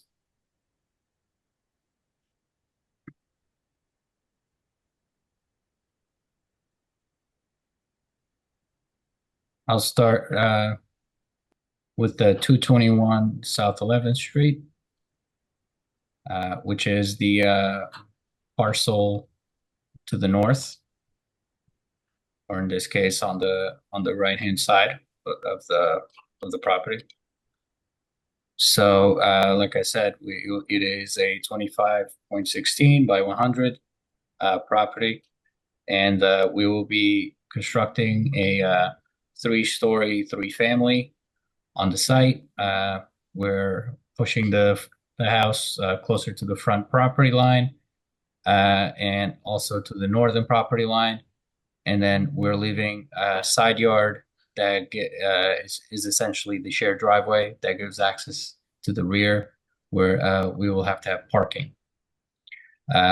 We are providing a street tree on shade for the on the sidewalk, but because of the parking, we cannot provide an on-site tree, so we will be requiring variance for that. And we have here the parking setup. We have a 10-foot driveway that will give that access to the shared driveway. And in the rear, we have a three parking spaces for 3 cars. We have a trash enclosure, and we have a air conditioning condensers. The building cantilevers to the rear over the first parking space. So essentially, the first parking space is covered by the building, and then the 2 remaining parking spaces are to be used in a tandem situation, where one parking space needs to be vacant for the other parking space to be occupied. So in other words, these 2 have to be used in conjunction, but typically they're by the same people in the same apartment, or with a predetermined arrangement where one car will have to park first in the parking space toward the rear, and then the second car parks in the parking space in the middle. And then in order to be able to get out, the parking space in the middle has to back out and leave, and that will leave enough space for the space in the rear to be able to exit. So it's essentially a tandem situation. For a 3-family, 2 parking spaces are required. And this is, in this case, we're trying to provide 3, but I believe that this allows for more flexibility for the tenants to be able to have 3 cars on site. I would like to show the floor plans. This is A1. Here we have the first floor plan, the entrance in the front. We have stairs that give access to that apartment, as well as to the apartments on the 2nd and 3rd floor. The first floor apartment is a 3-bedroom, has 2 baths, mechanical closet with laundry, kitchen, and a living area. The second floor is a bit larger because it does have that extra 11 feet of a cantilever over the parking space. So we have 3 bedrooms and 1 office. The largest of the bedrooms being 200 square feet, and the smaller bedrooms 126 square feet. The office is also 126 square feet, and there are 2 bathrooms and a mechanical closet with laundry, and the living area in the front. On the 3rd floor is a similar style apartment, also 3 bedrooms with the office and living areas. This developer provides tenant recreation areas in the basement. The basement is accessible via the main stair of the building, and it's apart from having a mechanical room, it is essentially left open for the use of the tenants.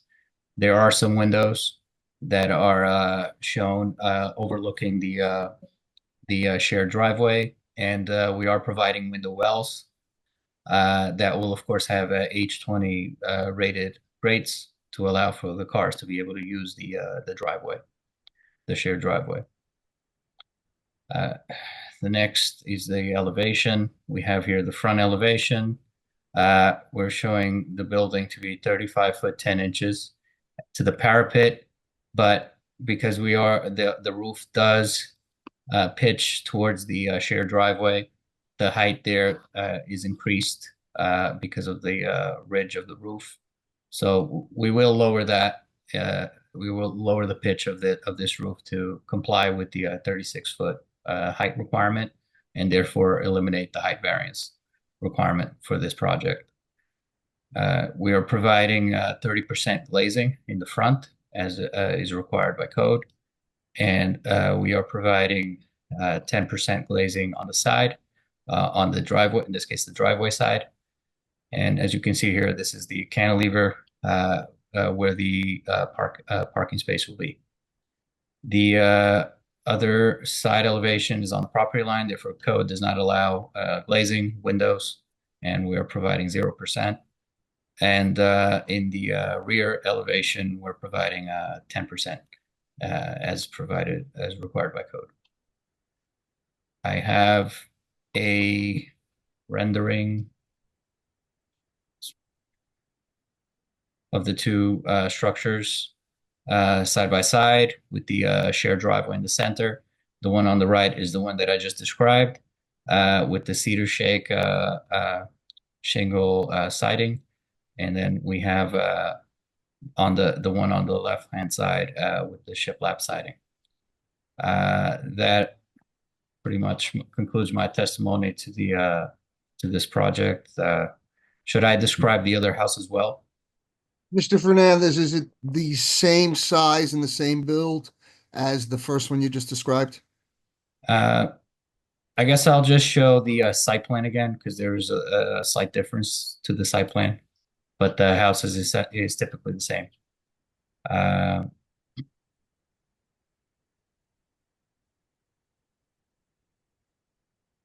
Madam Chair, if I may, Mr. Fernandez, while you pull that up, can we mark the rendering as Exhibit A1, Mr. Pelosi? We can. Thank you. Sure. So this is the proposed site plan for 223 South 11th Street, which is the lot to the south.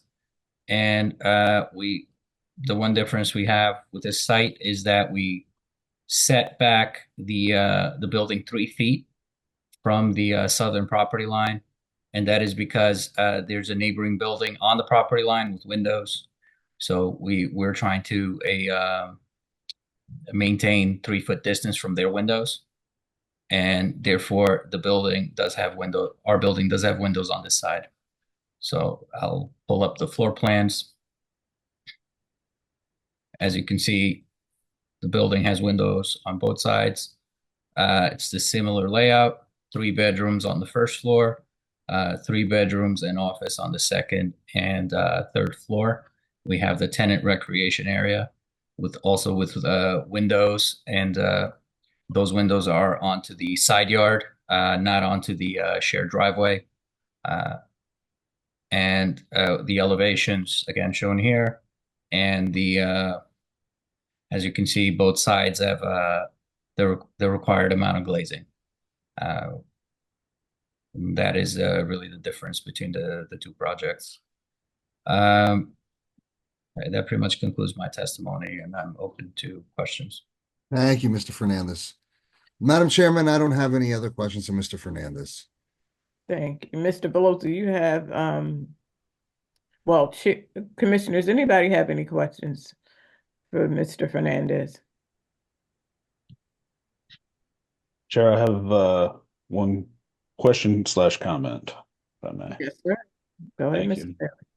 John Barry, planner for the board. Mr. Velosi, Mr. Fernandez, it's my understanding that you did not receive a subdivision review letter from the city surveyor on this one. I believe he's backed up with some applications right now.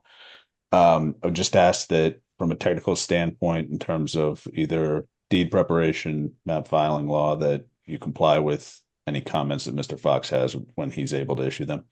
That's acceptable. Thank you. All right, no other questions, comments?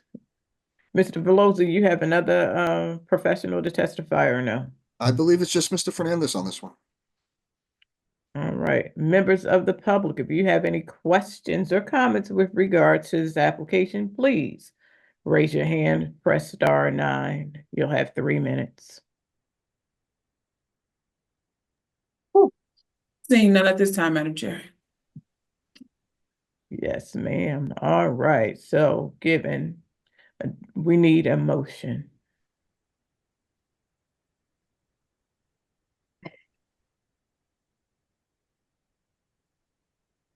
Move it. Motion to move. Moved by, we're gonna give it to the lady, to Commissioner Roundtree. Thank you. And are you seconding, Chair? Yes. And seconded by Chair Richardson. Secretary, roll call, please. Commissioner De Silva?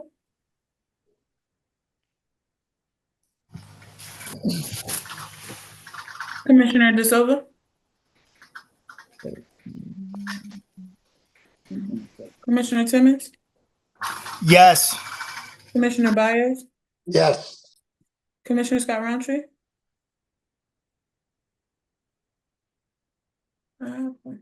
Yeah, that's what I'm looking. Where did she go? Oh, there she is. Commissioner Scott Roundtree. Yes. Okay. Did you hear me, honey? Yes. Yeah. Commissioner Purdy. Yes. Who did I miss? Commissioner James is no longer on. Commissioner De Silva is coming back. Yes. Chair Richardson, Yes. Madam Chair. Yes, your application has been approved. Thank you, everyone. All right. Bear with me. All right, the next application is number 9. Number 9 is CPB 24-6760 North 7th Street. Wait a minute, it's you. All right, Mr. Velozzi. Wow. Okay, so we're with you for the remains. All right. I'll go as quick as I can, but I need Mr. Roma. Good Yeah. evening, everyone. He's here. Noemi Velozzi on behalf of CPB 24-67 for the premises at 60 North 7th Street. And if we can have Mr. Roma turn his camera on and get sworn in.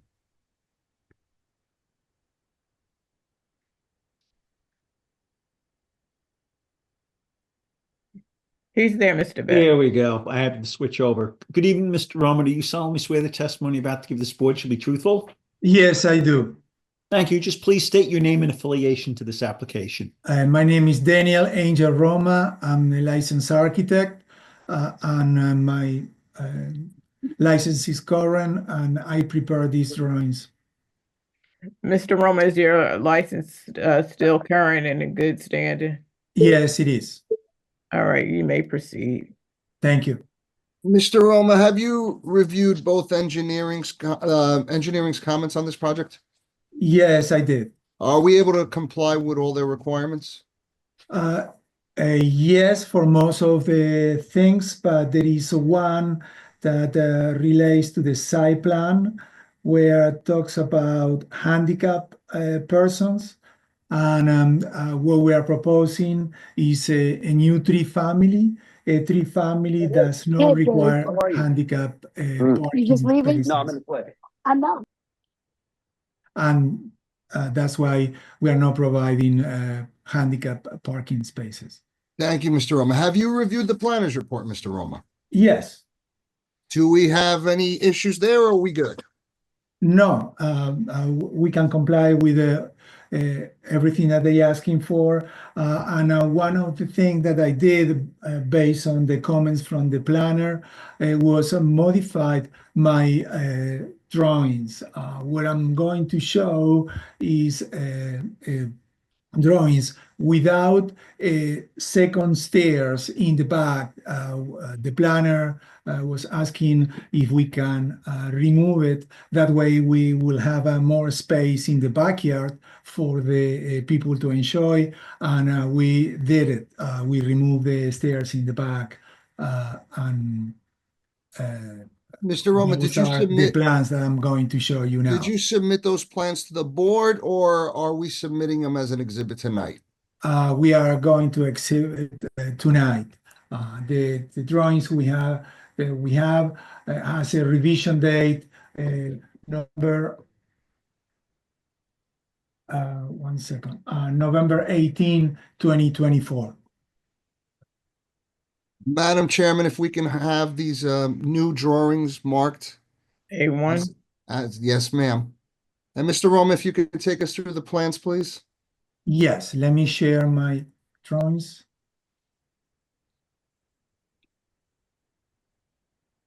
Can you see the drawings now? Yes. Yes, the property is located in a R3 district. What we're proposing, we already did a subdivision a couple months ago. This used to be a 50 by 100. This now we doing is on each one of these lots. One is, let's talk about 16 North 7th Street. The lot is 34.01, block 1889. What we are proposing is a new three family. Let me show you first the survey.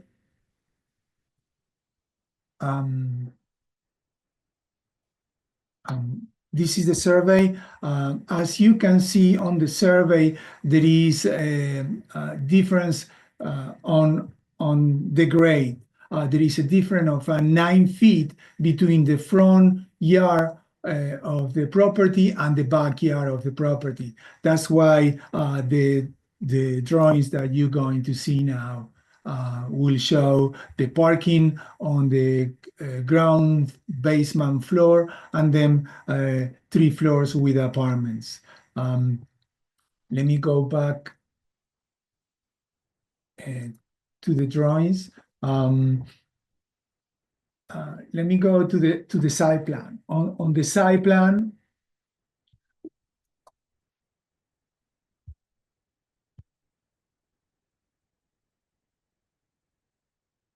sorry, what's happening? Okay.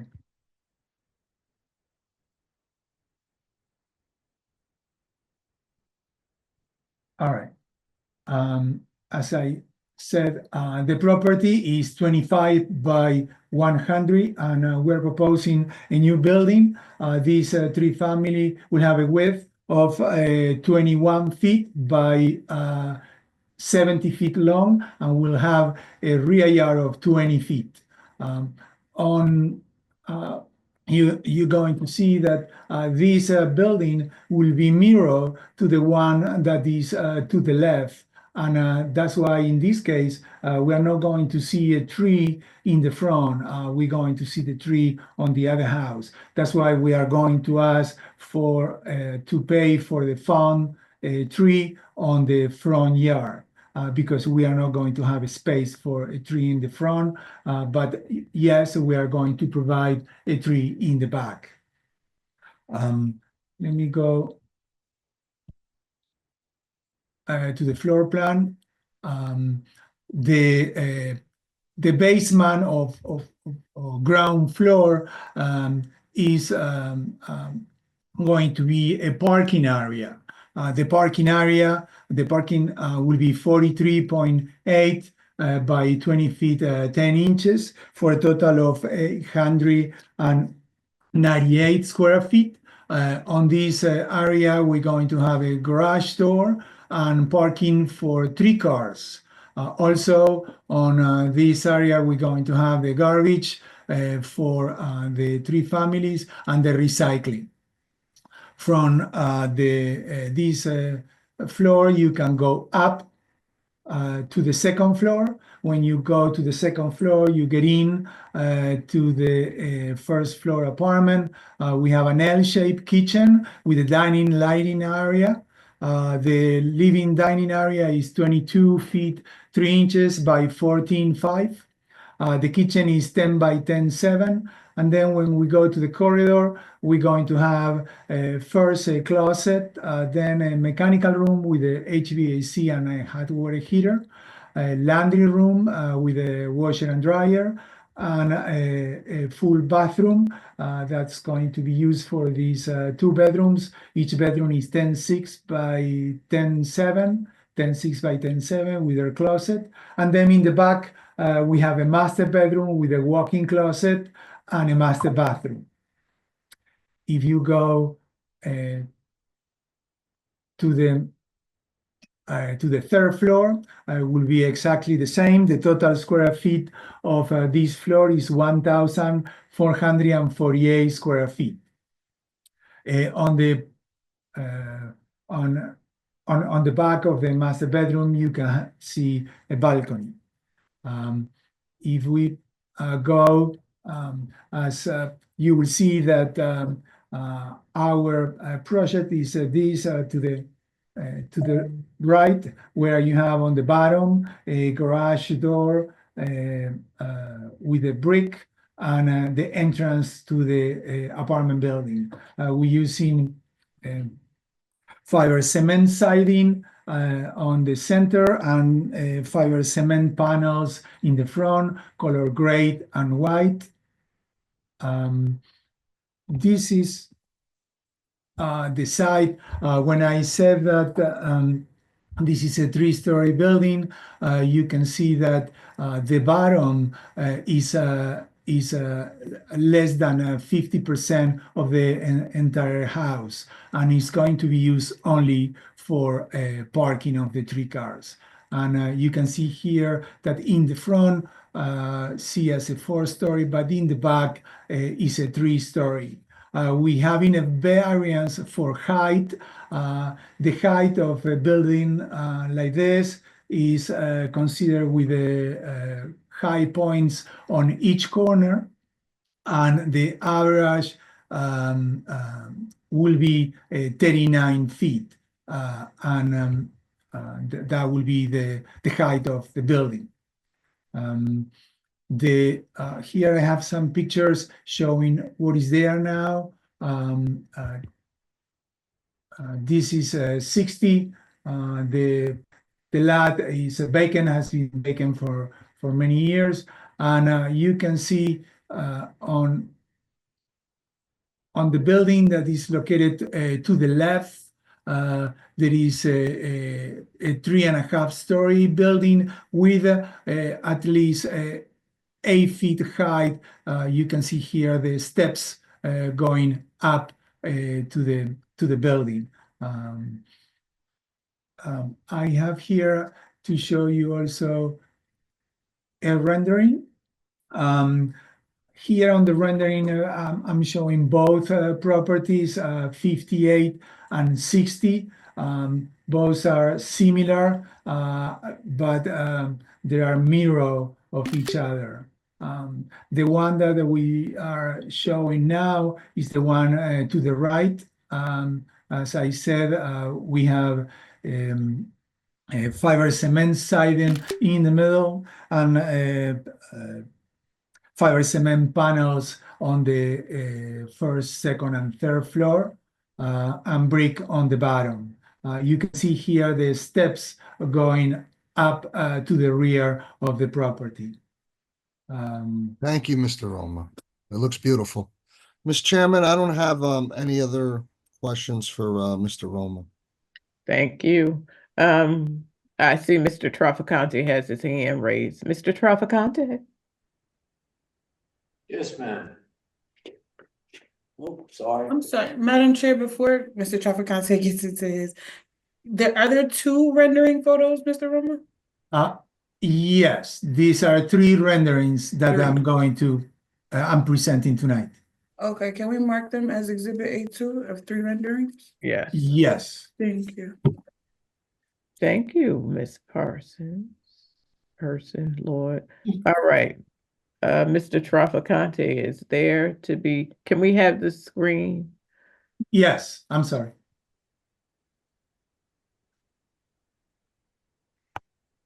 Guessing I have to be sworn in again? No, you're still under oath, Mr. Trafficante. Thank you. Mr. Roma, in the Engineering Department's report to the Planning Board dated October 18th, 2024, at the bottom of page 2, under item 2, survey, Roman numeral 6, survey indicates existing overhead utility lines that extend over the subject lot within 2 feet of the rear west property line of the subject lot. Applicant property owner shall provide testimony to the board as to what existing overhead and or underground utility lines extend over or under the subject lot, what utility easements exist within the subject lot, and for whose benefit do they serve. Should no utility easements, overhead or underground exist within the subject lot, applicant property owner shall provide additional testimony to the board as to the future disposition of this existing overhead utility line encroachment within the subject lot, should the board approve this application. Can you answer that, Mr. Roma? I'm seeing, let me check again. 1 second, please.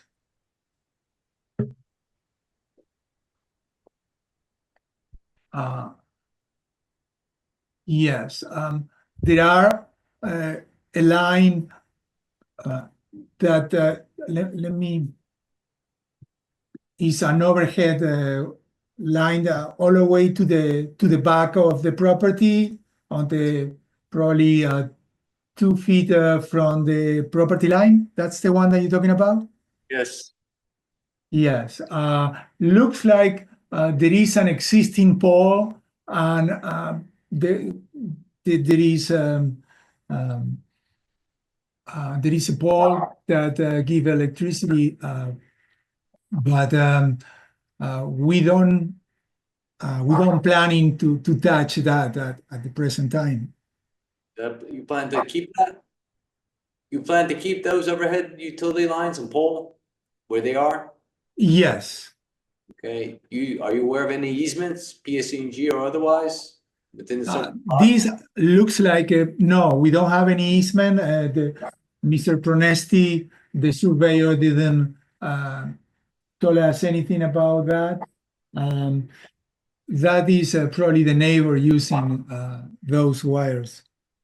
All right, so they are to remain as is? Yes. Okay. Second, last question. Okay.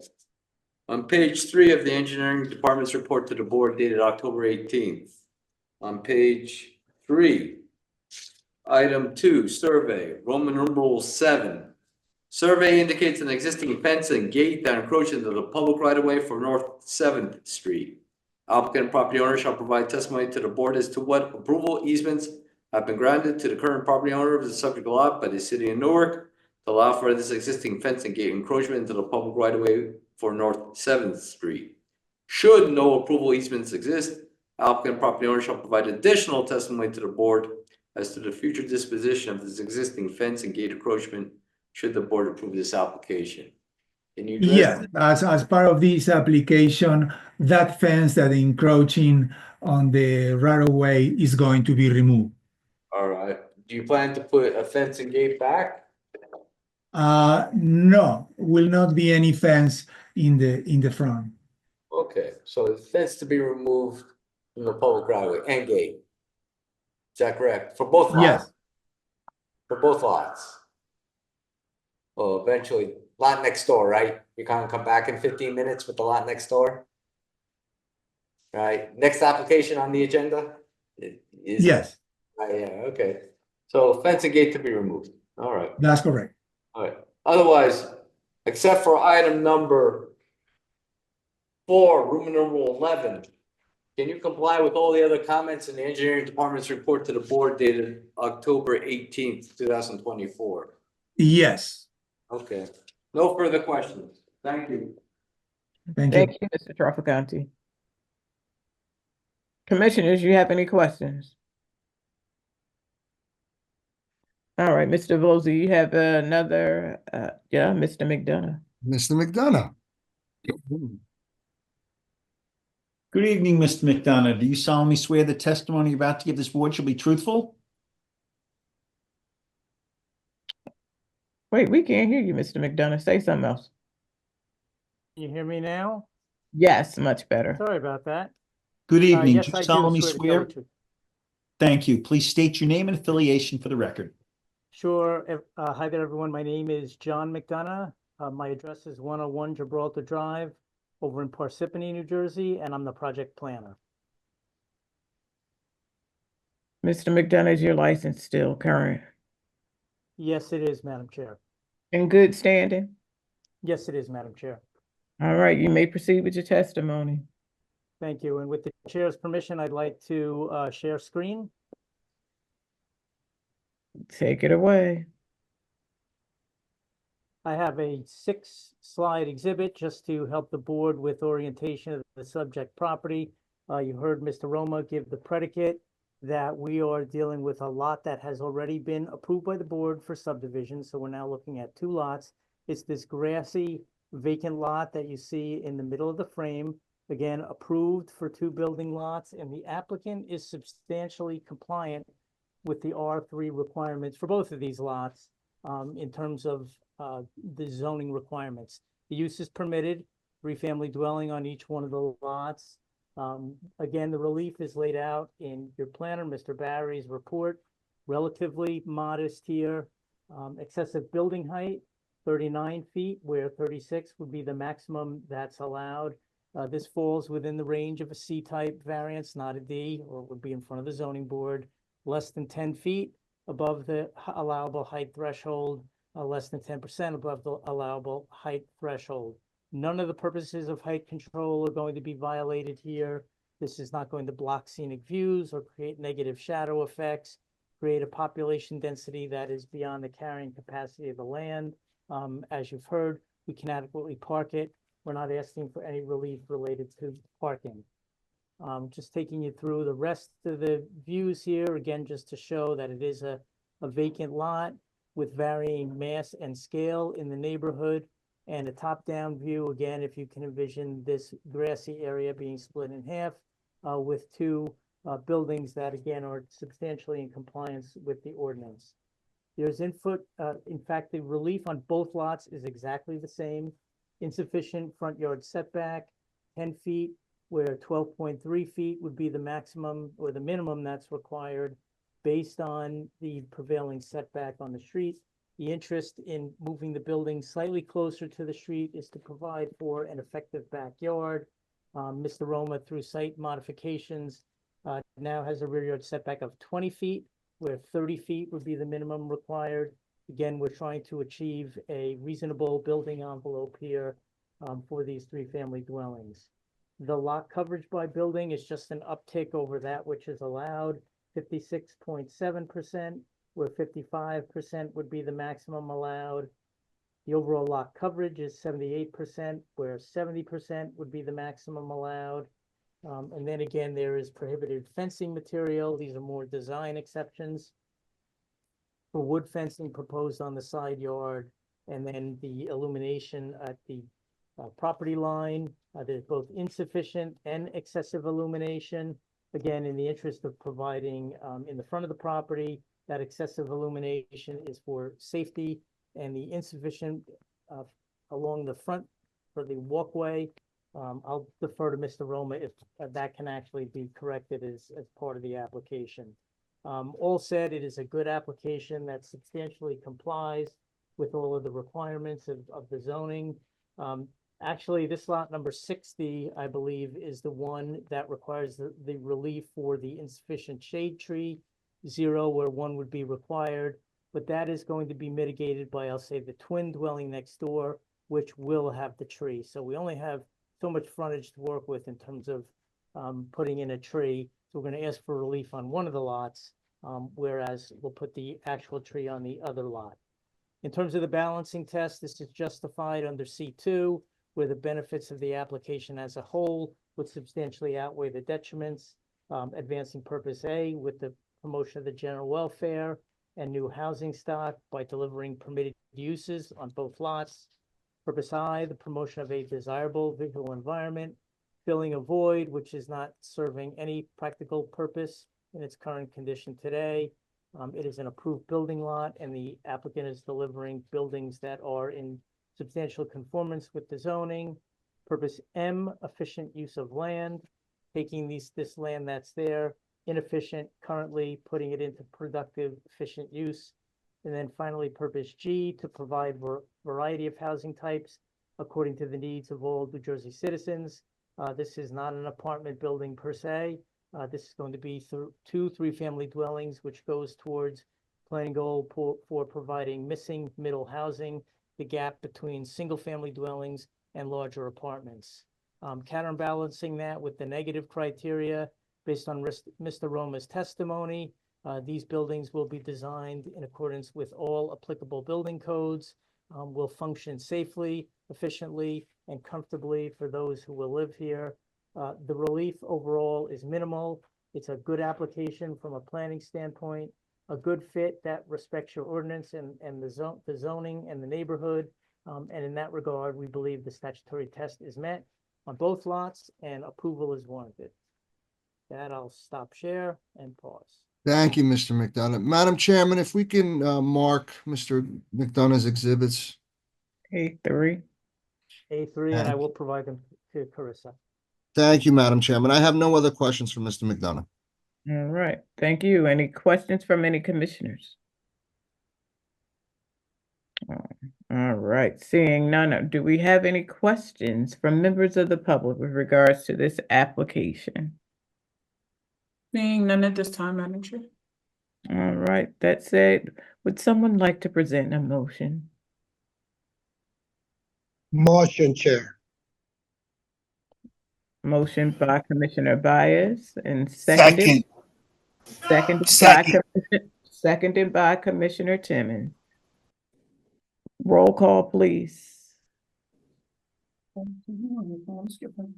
Commissioner Timmons, Yes. Commissioner Baez, Yes. Commissioner Scott Roundtree,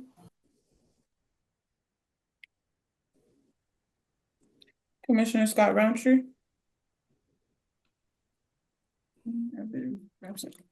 Commissioner De Silva. Yes. You guys seen everybody else leave? Okay. Commissioner Scott Roundtree. Okay, we have absent. Chair Richardson, Yes. Madam Chair. Yes, your application has been approved. Thank you, everyone. One more. One more, number 10, CPB 24-68, 58 North 7th Street. Good evening, everyone. Noemi Velosi on behalf of CPB 24-68 for the property at 58 North 7th Street. This application is identical to application number 9. So if we can have Mr. Roma sworn in and get through it quickly. Good evening, Mr. Roman. Do you solemnly swear the testimony you're about to give is truthful? Yes, it is. Thank you. Once again, just your name and affiliation to this application. My name is Daniel Angel Roma. I'm the licensed architect for Artec Studio LLC, and I prepare these drawings. Mr. Roma, you're accepted by the board. Please proceed. Thank you. Mr. Roma, do we have revised drawings on this one as well? Yes. Okay.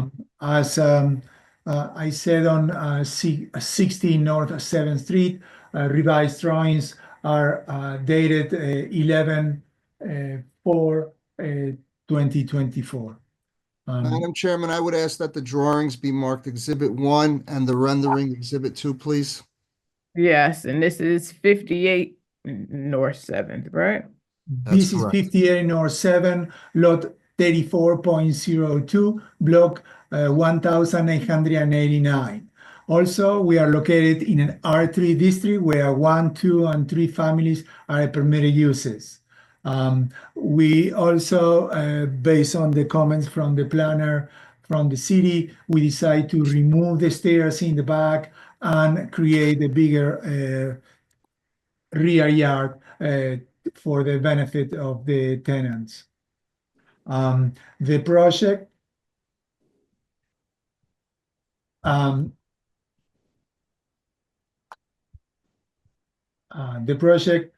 is a one building, 21 by 70 feet long, for a total of 1,448 square feet per floor.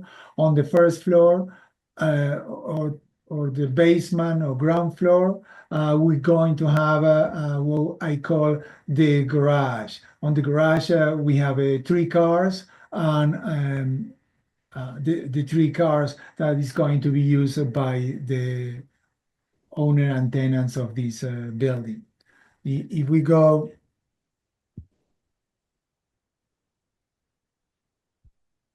to the floor plans, the basement floor plan is a garage, 43 feet 8 inches by 20 feet 10 inches. On this floor, we have 3 cars and garbage and a recycling for the building. From the garage, we have a door connecting us to the stair that taking us to the above apartments.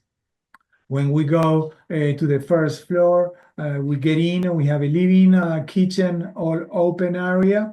On the corridor, we have a mechanical room, a closet, a laundry room, and a full bathroom. Each smaller bedrooms are 10.6 by 10.7, 10.6 by 10.7, and the master bedroom in the back is 12 by 14.4. The master bedroom has a walk-in closet and a full bathroom. If we go to the third floor, is second and third floor are identical. Also, are 1,448 square feet. The total square feet of this building is 5,242 square feet. This, as we saw before, is the left side of this the new three family, brick on the bottom with a garage door, and then we have three floors with fiber cement panels and fiber cement siding in the center. Also, we can see the rendering. This is the one to the left, and you can see how this new building will look like. Mr. Roma, as to the engineering report, once again, Mr. Trafficante is asking about the overhead wires. Yes, this is on the back, as you can see here, all the way to the back of the property. There is, let me see, this is the one we're talking about now, is 58. And you can see that all the way to the back, there is a pole, electric pole that looks like a city put it there, and there is a overhead wire, but doesn't have any connection with our building. It's all the way in the back, probably on the last 2 feet of the property. Mr. Roma, Mr. Trafficante also asks about that existing fence, which is being removed, correct? Yes, this is the fence that he's talking about. It's all the way in the front, and of part of our application will not be any fence in front of the property. Mr. Roma, are there any other issues with this engineering report now? Is the same, like I said before, this is a three-family handicap adaptable apartments, or parking are not required, and that's why we have 3 parking spaces inside of the garage, but are not going to be a handicap. Thank you, Mr. Roma. Madam Chairman, I have no other questions for Mr. Roma. All right. Any questions for Mr. Roma, folks? No, commissioners, no. All right, is that conclude your testimonies on this? If we could have Mr. McDonough once again put up his presentation and mark his exhibits, please. Good evening, Mr. McDonough. Once again, do you solemnly swear the testimony you're about to give this board shall be truthful? Yes, I do. Thank you. Please state your name and affiliation to the application. My name is John McDonough, and I'm the project planner. All right, Mr. McDonough, you're accepted. Please proceed. Thank you, Madam Chair. We're going to be very brief here because this is really the companion to the last application. Just to make the record, we have the exact same exhibit as last time, except this is going to have a different heading on it. I'm not going to walk you through one by one again. It's a vacant lot. It's been split in half by subdivision. This is the right side from this particular view. Same size lot, same type building, same type of relief as the prior application. I'll call it the companion application. I think the board, but for one, the fact that this side of the subdivision will actually have the tree, so no relief related to the tree. I'm sorry, can you zoom in a little bit, bigger, please? Sorry. So bear with me, Commissioner, I'll get there for you.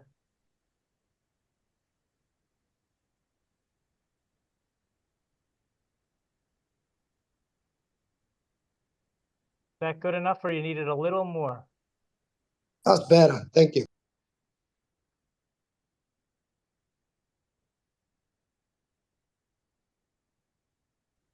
Okay, so that's our lot there. Again, the same exact proofs as before, building height, yard setback in the front and the rear, the lot coverage, the building coverage, fencing material, and the illumination. Same exact proofs as before. If the board wants me to go into detail, I can, but the same purposes of zoning are being advanced here. Purpose A, promotion of the general welfare. I, desirable visual environment. M, efficient land use, and G, variety of land uses in appropriate locations. Again, the board found that the same exact building was appropriate on the adjacent lot, so I think suffice it to say, relief can be granted here without substantial detriment to the public or without substantial impairment to the zone plan. And I'll just move this same exhibit as before with just a different heading into the record. And I'm happy to elaborate, but I think you can take the same proofs from the prior application and just carry them over. Thank you, Mr. McDonough. Madam Chairman, I have no other questions for Mr. McDonough. All right, thank you very much. Any questions from any commissioners? All right, any questions from the public? Seeing none at this time, Madam Chair. All right, would someone like to present a motion with regards to this Make the application? motion to move it. Second. Moved by Commissioner Purdy and Second. by Commissioner Baez. Oh, Oh, yeah. I thought he was ready to ask a question. Next time, Commissioner. All right, roll call, please. Commissioner Scott Roundtree. Oh, yes. Yes, ma'am. Commissioner De Silva. Yes. Commissioner Baez. Yes. Commissioner Purdy. Yes. Chair Richardson. Yes. Madam Chair. Yes. You didn't call me. I'm sorry, I didn't know you jumped back on. My apologies. Commissioner I Timmons. was never off. Commissioner Timmons. Yes. Your application has been approved. Thank you. Thank you very much. Thank you, everyone. Have a good night. Have a good night. All right, do we have Mr. Beck, we have any resolutions? yes, we do. We have 5 resolutions from the October 21st meeting that need to be memorialized. The first up is CPB 2109, 490-492 South 11th Street Extension. CPB 21-10, 439-441 South 10th Street, another extension. CPB 24-30, 854 Clinton Avenue. CPB 2457, 152-164 Rutherford Street. And lastly, CPB 24-63, 45 Kossuth Street. All those commissioners that voted affirmatively are permitted to memorialize same. Anyone who objects, please state their objection now. Otherwise, we'll proceed as these are memorialized. No objections. Co-chair, Madam Chair, seems to be some minutes. Has everyone had an opportunity to review the minutes? Did anybody look at it? Did y'all see the minutes? All right, all in favor of accepting the minutes presented for the meeting? Aye. Aye. Ayes have it. All right, so the next meeting is on, no, we have to have a call the meeting. Special one, the 25th. It's next week. Next Monday, we're going to meet again. All right. Can we have a motion to close the meeting? Motion. Second. All right. All in favor to close the meeting now? Aye. Aye. Ayes have it. All right. Good night. Oh, Good night, beloveds.